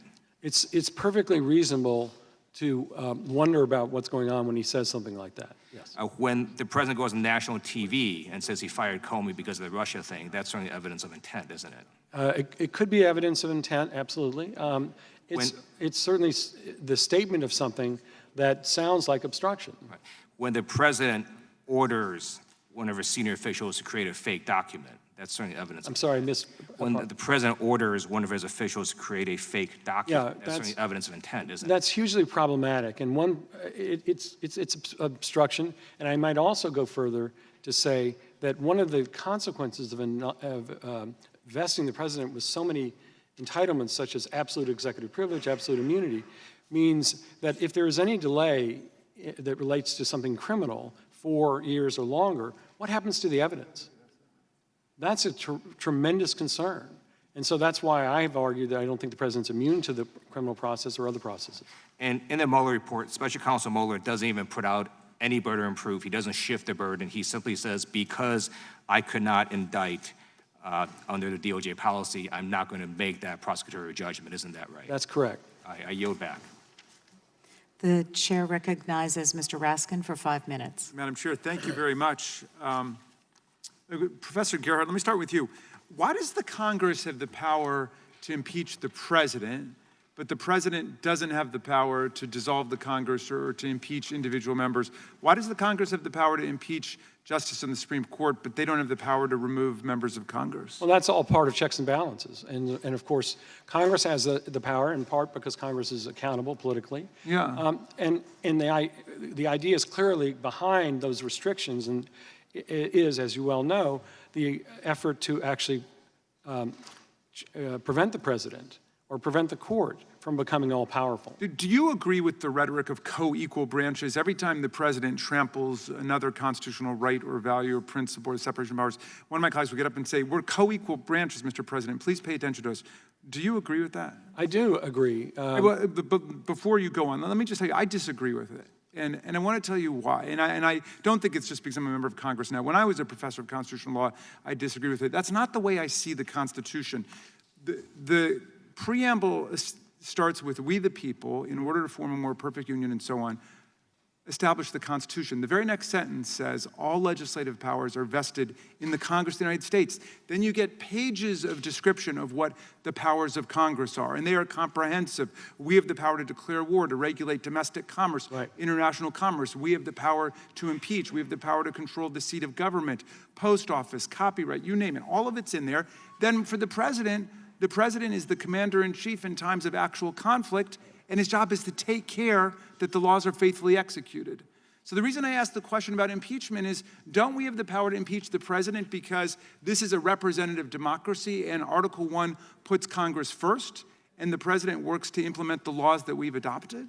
I think what you've said makes eminent sense, and I don't want us to be talking past each other. Yeah. I think that each branch, of course, is vested with certain powers, and no other branch can interfere or undermine those powers. Right. I think at least it's constitutionally important to note that it's Congress that has the power to impeach everybody else, and they don't have the power to impeach the Congress. Absolutely because right. we are elected by the people. That's correct. I want to ask you, Ms. Frederickson, a question about impeachment, about law and politics. There's been a lot of confusion in the country about this. Some people say, well, look, it's very clear that there were 9 or 10 episodes of presidential obstruction of justice. It's very clear from everything that the special counsel wrote and from what he did in sending 2 letters of protest to the Attorney General for misstating and distorting the contents of the report, and for from his having a press conference to come out and say the reason that we didn't indict the president was because of the DOJ policy that we can't indict the president. So some people are saying it's very clear there's presidential obstruction of justice. Why doesn't Congress just go ahead and impeach? And then others say, well, you know, it's not just a legal question, it's a political question because it's invested with Article 1, with Congress. It's not in the courts. The courts don't have the power to do it. Congress has to do it, and so members of Congress have to take it into account with everything else we're doing, with the border crisis, with trying to lower prescription drug prices. We've got to think about public opinion. We've got to think about our districts. Are those political considerations really proper and appropriate in terms of what Congress should think about? Should we be trying to think about this just as judges, or should we think about it in the context of everything else we're trying to do? No, I think Professor Gerhardt did an excellent job of explaining the language in the Constitution, what are high crimes and misdemeanors. And they're not necessarily crimes. They could be crimes, but they could be other types of activity that might be fully lawful, but might have really harmed the fabric of the nation. And so it's a judgment call, and it's one that Congress has to make among all of its other responsibilities. Okay, very good. Professor Gerhardt, let me come back to you. What about the role of public opinion here? Some people have said, well, only 19% of the people supported impeaching Richard Nixon before the impeachment hearings got started. 46% of the people support impeachment today, which is extraordinary given that we haven't formally launched impeachment inquiry. He's never reached 50% in the polls. He's the only president since World War II who never has gotten up to 50% in his approval ratings. Some people say, take that into account. The president has committed high crimes and misdemeanors. He's a sitting duck, and we should take that into account. Others say public opinion is irrelevant. And lots of Republicans, the majority of the Republicans still oppose it. We should take that into account instead. What is the role of public opinion in this decision? Well, it's a great question. I think the role of public opinion is something, of course, that you're fully entitled to take into account. It makes eminent sense for that to happen. At the same time, there are fiduciary duties within each chamber of Congress to consider how to exercise their respective powers. And public opinion hopefully will support that. That's what Congress, of course, hopes for. But as in the Watergate situation, as you just mentioned, it took a year at least to be able to figure out through an investigation with no help from the president on whether or not he had committed any kind of misconduct. And it's entirely possible that public opinion wouldn't necessarily support Congress or the House or any particular, as it moves along. But the evidence might inform public opinion, and it might turn around just like it did with President Nixon. Finally, I have a yes or no question. Does anyone here think that that President Clinton should have been impeached for what I consider a low crime and misdemeanor, lying about sex? Does anybody think that the House was correct in impeaching him? I think he was. It was. Yes. It was not a low crime. It Okay, was, so fair enough. So it yes, was you believe obstruction that. of justice And so, as well. Let me follow up with you then, Mr. Eastman. Time's up. The chair recognizes Mr. Armstrong for 5 minutes. Thank you, and I think that line of questioning is interesting in a lot of different reasons. One, I think that's where you get the distinction between political and legal, because I think lying under oath is lying under oath, and it's a political distinction as to whether or not it's a minor crime or a major crime. So, and I think Mr. Raskin and I could have long esoteric debates about this issue in a different format. But Professor Eastman, I want to go to the obstruction stuff because we were just talking about it a little bit. Do you think any of the 10 potential episodes of obstruction outlined in the Mueller report constitute obstruction of justice? I do not, because I don't think any of them demonstrate the necessary intent to obstruct. I think they are all well within the president's Article II authorities. Well, and I have two different questions about that, and one starts with the Article II authority, and I mean, so when the answer is any president can't be guilty of obstruction just for exercising their Article II authority. I mean, otherwise we get into this whole separation of powers, and we all want the president treated like everybody else because that makes everybody sound, like it is, but there's actually real sound separation of powers and policy reasons why that's not the case. So can you elaborate on that just a little bit? I agree, and I think the two OLC memos that I focus on extensively in my written testimony outline why that's the case. The president, and I'll go back to something Mr. Raskin said, the powers given to the Congress are enumerated. The power given to the president is unenumerated. It is the executive power, the entirety of it. And the framers of the Constitution did that deliberately because the system they had before that under the Articles of Confederation was not working because we did not have an energetic executive who could execute the law both domestically and deal with anything that arose on the international scene. That's not a part of a legislative power. That is a core executive power. Well, and then that goes to why that memo exists. Without that memo in place and a sitting president getting indicted, can you explain, where we end up on separation of powers and how that would affect, essentially the governing structure of the United States? It would be fundamentally altered. And any individual prosecutor in any state or in any federal U.S. attorney's office could effectively unravel the results of an election. And to think that those processes themselves won't become politicized is, I think, naive in the extreme. And I think that's why the OLC memos, both under the Nixon administration and under the Clinton administration, I want to point out, this is a bipartisan conclusion by different administrations by the Office of Legal Counsel. And I want to go back to now, let's assume the OLC memo doesn't exist. Does your answer change on obstruction of justice? No.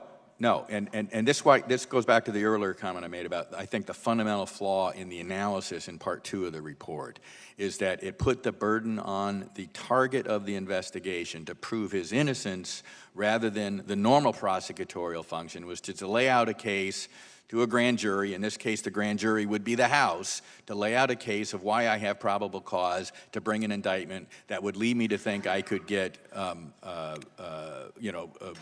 proof beyond a reasonable doubt. The standard is not criminal. I agree with Professor Gerhardt on that. But it also rises to the level of impeachment. And I don't think anything here, particularly in comparison to things we've witnessed recently in recent administrations, I don't think anything gets close to that standard. Well, so there's been a lot made, and I've practiced law in federal court and done criminal law in my life, and one of the things is we all understand you can have obstruction even if the underlying crime doesn't exist. There is a legal way that occurs, and that is actually true. But intent becomes a huge part of this conversation. There's also true that it's very rarely charged when you find out there's not an underlying offense. And one of the reasons is illegitimate purpose, legitimate purpose. And under the best or worst reading of any of these 10 obstruction charges, can you find any one of those that doesn't have a legitimate purpose? I don't find any of them that don't have a perfectly legitimate purpose, and it's a much more plausible purpose than any of the other stories that are being spun out to try and prove that there was an illegitimate purpose. Thank you. With that, I yield back. The chair recognizes the gentlewoman from Washington for 5 minutes. Thank you, Madam Chair. Ms. Frederickson, let me start with you. In his written testimony, Dr. Eastman argues that a sitting president is immune from prosecution and that therefore impeachment is the only constitutional remedy for presidential misconduct. Do you agree that a president is immune from prosecution? No, I don't believe so. I think, again, I'll suggest Professor Gerhardt laid out, I think, rather extensively the arguments with the OLC memo, but I would say, however, that there is something interesting about this idea of sort of the structural arguments that make the president immune. That is, it's too cumbersome on his or her, hopefully someday, responsibilities, and that therefore we just have to then find, not in the text and not in the historical information, an immunity for the president. If that were the case, we should be able to find inherent in that text as well an automatic tolling of statute of limitations for criminal prosecutions. You should really need to have to pass legislation to do that. So I think it's certainly very disputed that the president is immune. I think there have been many scholars who've contested that. And certainly those who would also indicate that perhaps there can't be a prosecution, but there could be an indictment. Would an indictment actually be that cumbersome for a president? So I think they're very important questions. Again, I think it's indicative of how important it is for Congress to continue to examine the evidence underlying the Mueller report. I mean, you've sort of answered this, but let me ask the question anyway, for anyone who might be listening that hasn't been following. Can a president violate federal criminal law through his exercise of Article II powers? Well, absolutely. So, for example, could a president violate federal bribery statutes if he or she were to offer a pardon to a witness in exchange for refusing to cooperate with the federal investigator? Yes. Okay. And Professor Gerhardt, do you agree with Dr. Eastman that the only constitutional remedy for presidential misconduct is impeachment? And just Not at all. briefly. No, he and I respectfully disagree on that. I tried to lay out in my written statement a variety of different other processes for handling or addressing presidential misconduct. Impeachment obviously is one, but there may be others depending upon the severity and gravity of the offense and what else this committee determines through legitimate investigation. So let me turn to another subject, and I'll stay with you, Professor Gerhardt.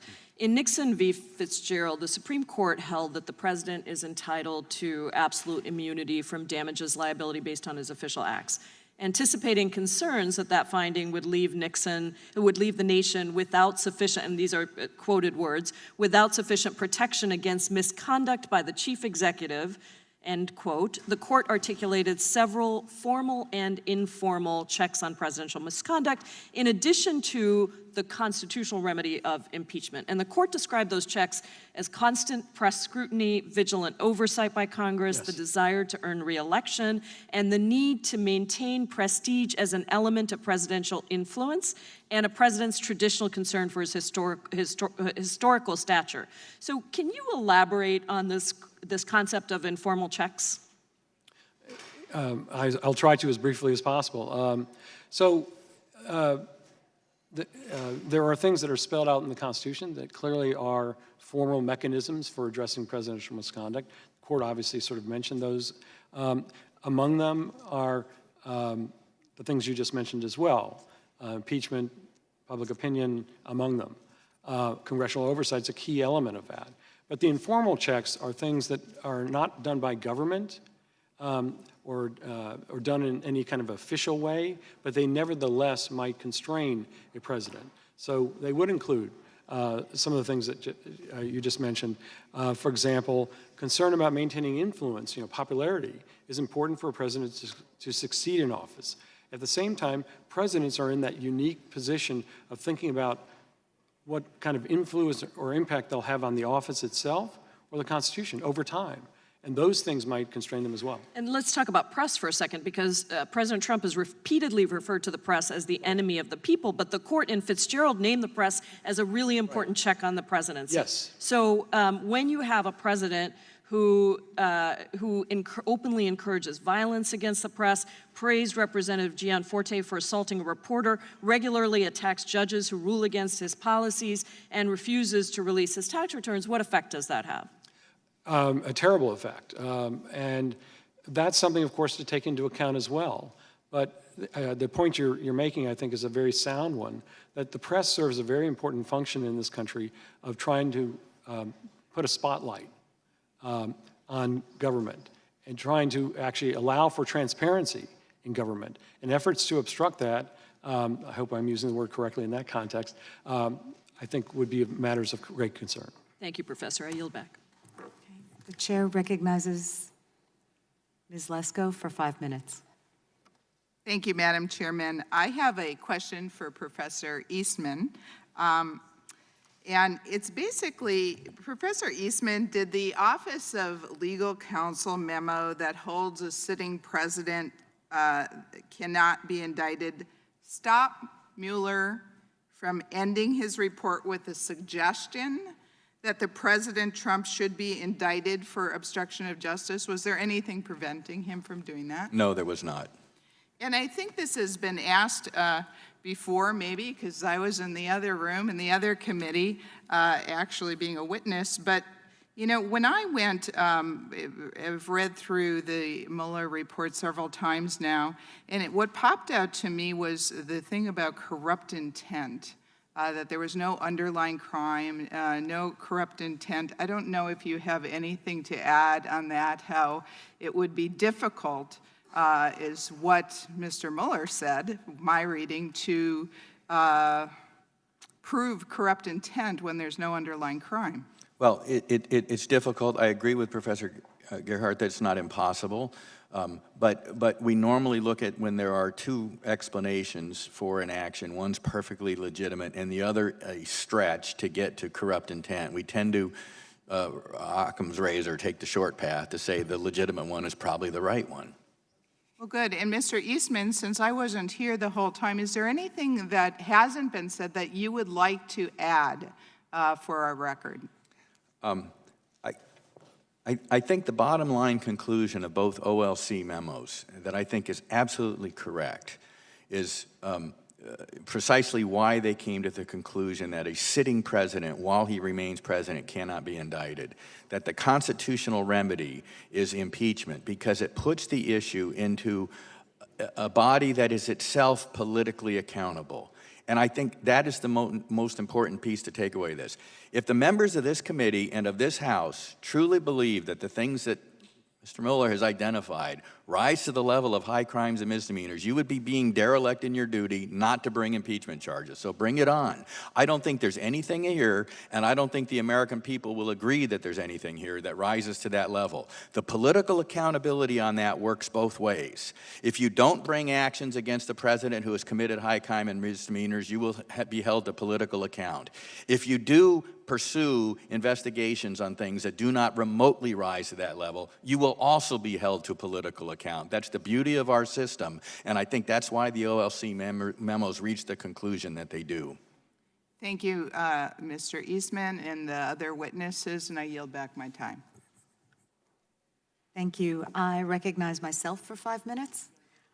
Professor Gerhardt, the purpose of these hearings are not just to educate members of Congress, but also the general public on topics they may not have had the opportunity to look at. So I wanted to take a couple minutes to tap your expertise as a constitutional scholar and talk about what the authors of the Constitution considered to be impeachable offenses. We had a little bit of quotation of Alexander Hamilton in the Federalist Papers earlier, but I wanted to focus on his declaration that impeachable offenses are, and I quote, those offenses which proceed from the misconduct of public men, or in other words, the abuse or violation of the public trust.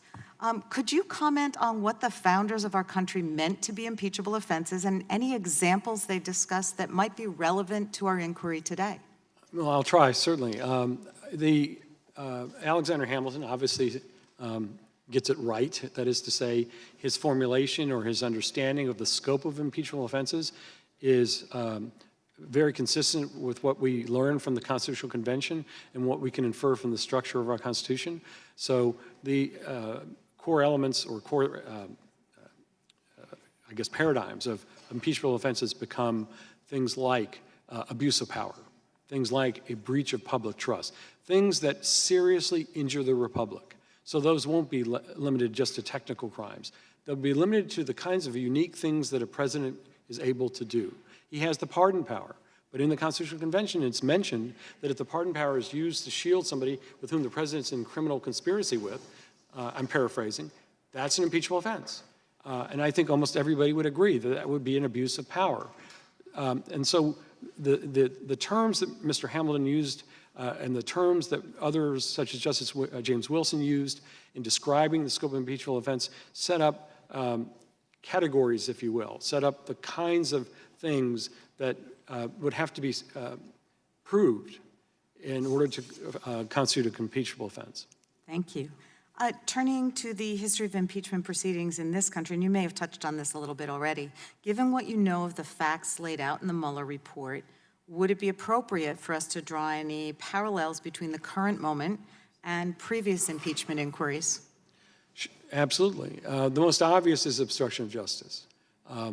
There was an obstruction of justice article approved by the House Judiciary Committee against President Nixon. I will hope that that's not serious. All the time. Okay. There was an impeachment article approved by the House against President Clinton. It's well settled that obstruction of justice may provide a basis for presidential impeachment. It's presidential misconduct of the worst kind, invading, undermining the other branches as they try to exercise their legitimate powers to try and trying to determine a president's accountability. And we've heard a little bit of discussion about whether or not this particular president intended to obstruct justice. You've reviewed the Mueller report, right? Yeah, I've read it, yes. And you know that the president refused to answer any questions regarding the allegations of obstruction of justice, right? Right. So we wouldn't have those words from his mouth unless he'd tweeted them. That's correct, and it's important to remember the Mueller report doesn't just not bind this committee or the House. It doesn't displace this committee or the House. So the committee certainly has the authority to inquire into these things. So I come to this proceeding with really profound concerns that misconduct by this president isn't limited to some ill-advised tweets, but that his defiance of congressional subpoenas and the Constitution and the rule of law places our country in jeopardy. You call me old-fashioned, but I strongly have the opinion that the highest duty of the president is to serve the public and not to serve himself or to see how much he can get away with. Can you speak to, what our oversight or impeachment or other powers have to do with, reining in an administration that might be defying the rule of law? They have everything to do with trying to make sure that a president is accountable under law and pursuant to the Constitution. And so I think that I won't go into a long line of hypotheticals, but the important thing to understand is that it's perfectly reasonable for the committee to be able to inquire into the gravity of things, to look at evidence. And if that evidence takes them to, if that evidence supports approval of articles of impeachment, that's your job to consider. There may be a variety of different processes, and we talked about them, that may be appropriate for holding a president accountable for misconduct, and we shouldn't lose sight of all of those different things. I think all those different things empower the committee to do what it's doing. Thank you. With that, I would recognize the gentlewoman from Texas for 5 minutes. Thank you, Madam Chair, and thank you to the witnesses for being here this morning. And let me just say that for me, it's refreshing to hear some good dialogue about the important role of Congress and the role that we have in this process. not only in oversight has been laid out by the Professor Gerhardt, but in continuing to look at this, and Ms. Fredericksburg, for you to also outline that these things do take time. I know that the ranking member made a show of talking about the show that he thinks this is and bringing out the popcorn, and if we're going to do an impeachment, we got to just say it, and this is an impeachment wannabe, inquiry wannabe.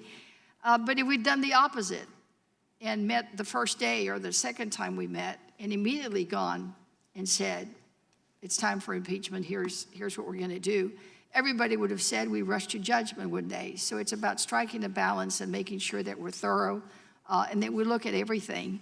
And one thing that has really concerned me as a lawyer and as a former judge, and Professor Gerhardt, I'll ask you the question, is this whole notion of the absolute immunity. And it struck me that you said that no court has ever opined on that. Is that because no president has ever exerted this complete absolute immunity? Immunity to criminal process? Yes, sir.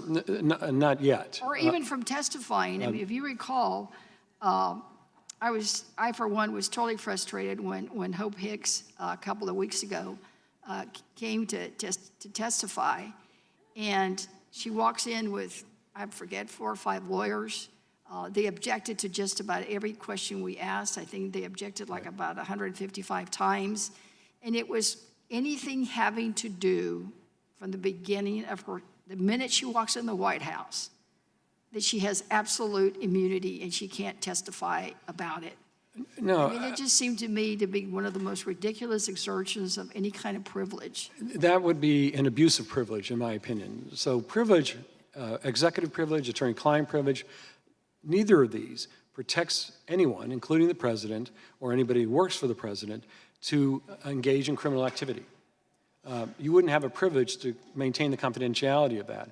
In fact, the privilege is maybe not just waived, but doesn't apply to conversations or actions that may relate to criminal activity. But in her case, it was more than just potential criminal activity. I mean, have you read the transcript? I mean, it was even talking about her job. Right. I mean, do you think that she's at a level of position that's so sensitive that No. she couldn't just talk about what she did at the White House? And nobody's in that position, not even the president. Executive privilege may well apply to certain conversations that happen, but they're fairly narrowly defined.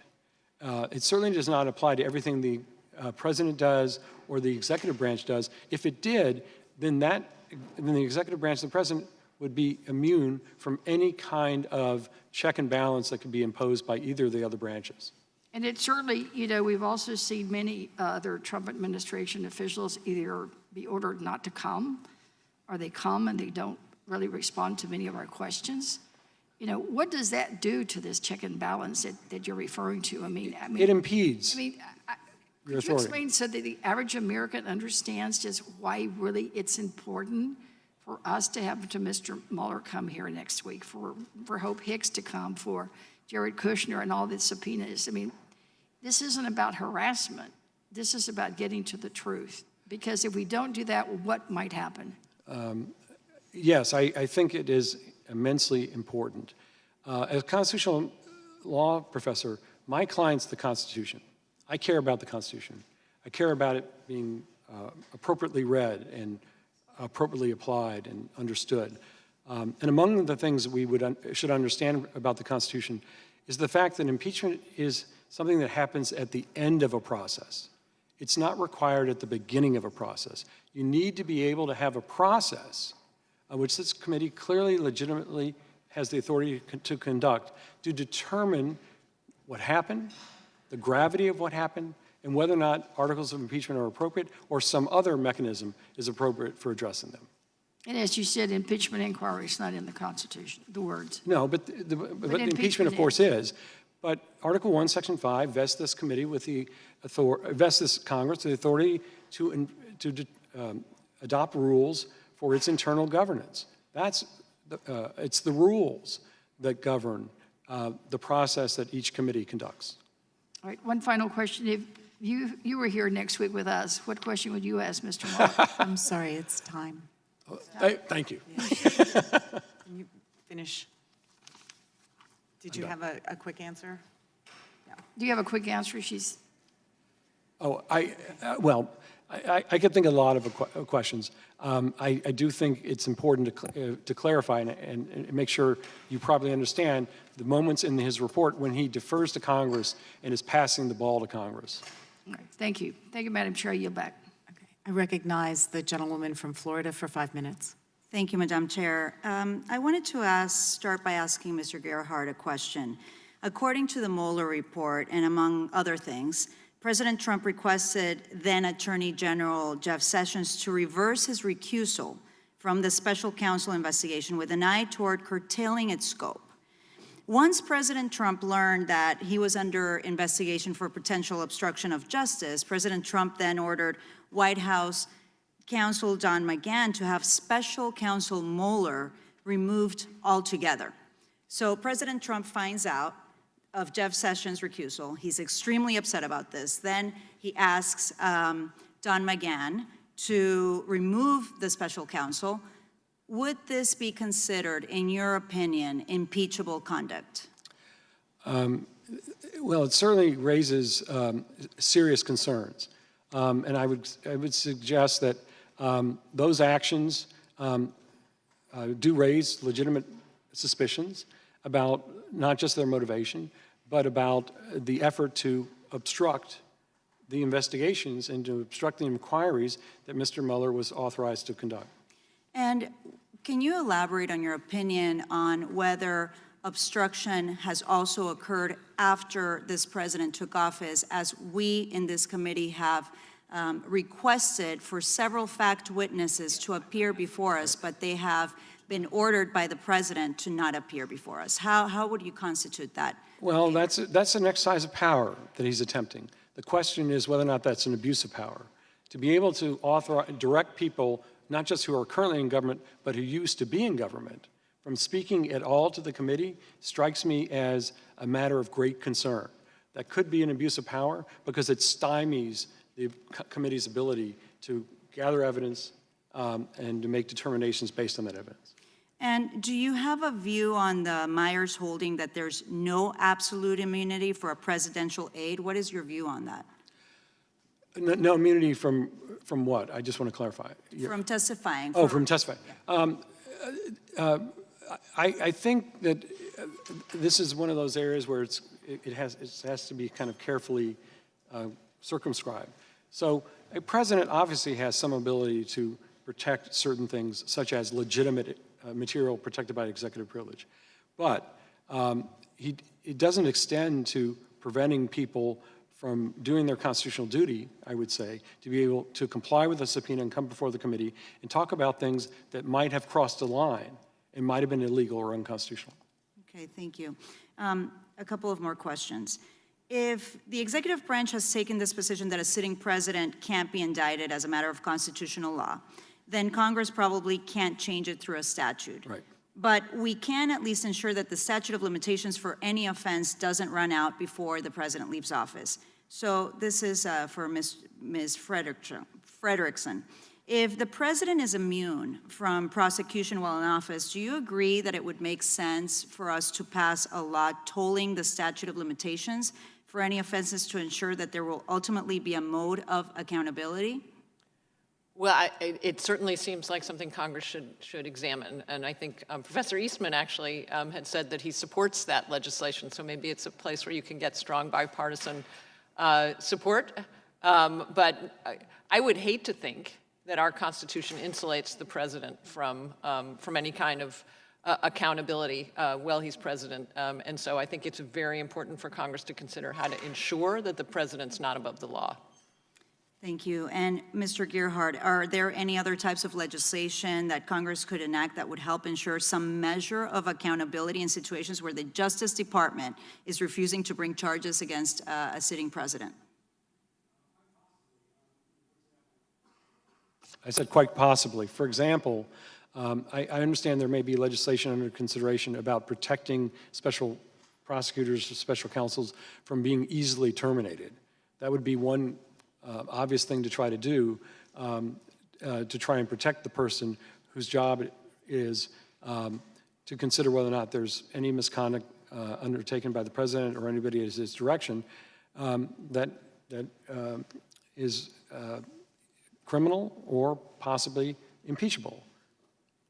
Thank you. I yield back my time. Okay, I just want to remind our committee members that House rules and precedents require us to refrain from making inappropriate personal references to protected parties, including the president, and this includes accusations of dishonesty, criminality, treason, or other unethical or improper motive. And with that, I would recognize Mr. Jordan for 5 minutes. Thank you, Madam Chair. Ms. Fredrickson, what's the name of the organization that you head up? The American Constitution Society. American Constitution Society. Before the Mueller report was made public, and actually 2 days before Attorney General Barr did his first letter to tell us anything about the report, which was March 24th of this year, 2 days prior to that, on March 22nd, 2019, you said this. You said, the question isn't whether members of the Trump campaign conspired with Russia to sway the 2016 elections. We already know they did. How did you know that before the report even came out? We had seen multiple indictments as well as prosecutions and convictions of people associated with Russia. But shouldn't normally someone who's heading up the Constitution Society, don't you normally wait until an investigation's over? Isn't, in this great nation, people are presumed to be innocent until proven otherwise, and you were already making a finding, stating a finding as the head of the American Constitution Society before we even had the report by the special counsel's office. There was quite a lot of evidence already in the record, and I think the Mueller report then goes further to lay out multiple instances of contacts between Trump administration. Interesting, you just mentioned the Mueller report. What's interesting is that same day that you said the question isn't whether the members of the Trump campaign conspired with Russia to sway the elections. We already know they did, even though we didn't know that because the report wasn't done. That same day, you wrote an op-ed. You just mentioned the Mueller report, but you wrote an op-ed that same day, March 22nd, 2019, where you said, we don't need to read the Mueller report. And now you're telling us we do. So before the report came out, before Bill Barr said anything, you said, we already know he's guilty, and oh, by the way, don't read the report. Sir, now you're telling us we should read the report? The point was a rhetorical one, that there is already so much evidence out there That's that not what Congress needs to right examine. Here. We don't need to read the Mueller report. You wrote that, right? I didn't write the title, actually. If you read the body of the opinion piece, you will see that it says Congress needs to get this report. So, well, here's what you wrote there. Well, just second paragraph. Mr. Mueller's report may never go public, but we don't need a peek at the recommendations anyway. So, did you write that? I did. Okay, so you did. But now you're telling us we should read the report? I do. Yes, there's much more in there. Let's read the report on page 2. We knew a fair amount already, but now we know more. And I think Congress needs to actually see the full report and the evidence underlying it. And let's read the report. Let's read the understand how Russia interfered in our elections, which, again, I will state, I think it's troubling that your side of the aisle doesn't seem to want to examine. I think it's troubling that the head of the American Constitution Society said, we already know that he did something before the report was final. Now you're telling us to read the report, and I'm going to read it on page 2. Page 2. The investigation did not establish that members of the Trump campaign conspired or coordinated with the Russian government in its election interference activities. So now that you're first you said don't read the report, now you're saying read the report. I'm reading the report, and it directly contradicts what you said as the head of the American Constitution Society. And of course, the Democrats think it's fine and appropriate to have the head of the American Constitution Society come in here and lecture us today and tell us today how we need to move towards impeachment. I mean, I fail to get it. I fail to get it. So what do you say about that sentence right there on page 2, that now that you've changed your mind and say we should read the report, where Bob Mueller says, the special counsel's office says, the investigation did not establish that members of the Trump campaign conspired or coordinated with the Russian government in its election interference activities? Well, I think it's unfortunate that you actually haven't read the opinion piece, which does say that Congress needs to see the full Mueller report. That is what the opinion piece says. We're talking about what you wrote, what you said, and what Bob Mueller said. You said don't read the report. Exactly what the opinion piece says, that Congress needs to get the full Mueller report. I think, Mr. Chairman, here's what's interesting. Here's what's interesting. We have a witness today who, before the Mueller report was out, said, we already know the president's guilty. Before Bill Barr issued his first statement on the report, says, we already know he's guilty. That same day that she said those things, she writes an op-ed piece saying, don't read the Mueller report, because if you do, you'll find out what she claimed is absolutely not true. I would actually, and she's an expert witness once today. again, would recommend that you actually read the piece so that you can see what it I read says. your piece. I read the whole darn Apparently thing. not, because it does I say did just that a few Congress... minutes ago, because I remember the exchange we had a few months ago right after Bill Barr had sent his March 24th letter, and we had a little discussion about this same fact. I can't believe the Democrats invited you back. As I said, it's really unfortunate that you don't actually bother to read beyond the title. Mr. Chairman, I got 20 seconds. I got 4 seconds. I did read, and you know what? I did not follow her advice. I read the Mueller report. She's telling people not to. Okay, and I know that the Mueller report then goes on to say that his conclusions would change if he were given access to additional evidence. I now recognize Mr. Swalwell for 5 minutes. Thank you, Madam Chair. Professor Frederickson, is there a difference between criminal conspiracy, something that could be proved beyond a reasonable doubt, and conspiracy? Well, there's certainly a distinction in how the public talks about it and our understandings. And one of the things I had, was hoping to engage in with your colleague here from the other side of the aisle is an understanding that all of our intelligence agencies have indicated that the Russians had made sweeping attacks on our election systems. There were multiple contacts with Trump campaign officials, that there were indictments, there were prosecutions. There's an enormous need for Congress to actually probe more deeply into how this happened and how to prevent it from happening again. And when you read the 200 pages of Volume 1 that lay out the multiplicity of contacts between the Trump campaign and the Russians, do you see a failure of imagination by prior Congresses to write laws that would protect us from this type of conduct and to have a criminal remedy? Do you see gaps that occurred, like being approached and not telling the FBI that foreign adversaries are trying to help? I know that members of Congress are proposing such legislation. I think it's important to, again, I think as part of your authorities to examine what happened, to see if in fact the laws were too weak and that allowed hostile foreign powers to have undue influence on campaign officials, and to understand how influence might have been reached. And so, yes, I think it's a very important part of your duties to protect the integrity of our elections. And thank you, Professor. And Professor Gearhart, recognizing that the Mueller report says criminally, the laws that we have now, no proof beyond a reasonable doubt that there was conspiracy in Volume 1.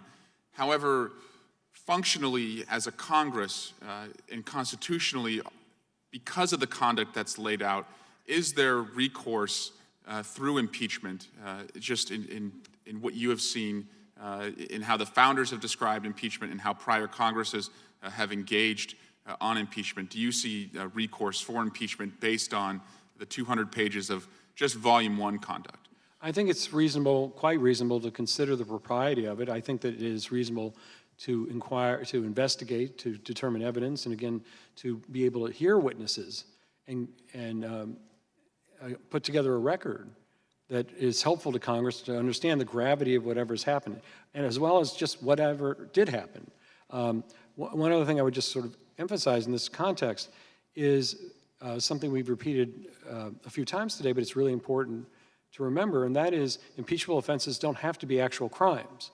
And so this committee, this House, or another committee, or another House another time, may decide that there's something that's really serious, and they may want to call it conspiracy, or they might want to call it something else, and they're entitled to do that.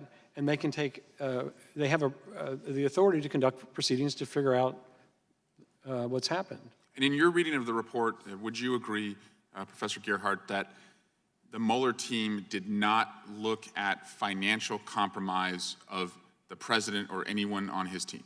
That's correct. And again... And I guess, and I'll just let you add on to that. And would you agree that an impeachment inquiry would not prohibit the inquiring body from looking at financial compromise? That's correct. Great. Thank you. And I would yield back. Thank you. Okay, thank you. Okay, this will conclude today's hearing. I want to thank all the witnesses for attending. We really appreciate your insights. And without objection, all members will have 5 legislative days to submit additional written questions for the witnesses or additional materials for the record. Without objection, the hearing is adjourned.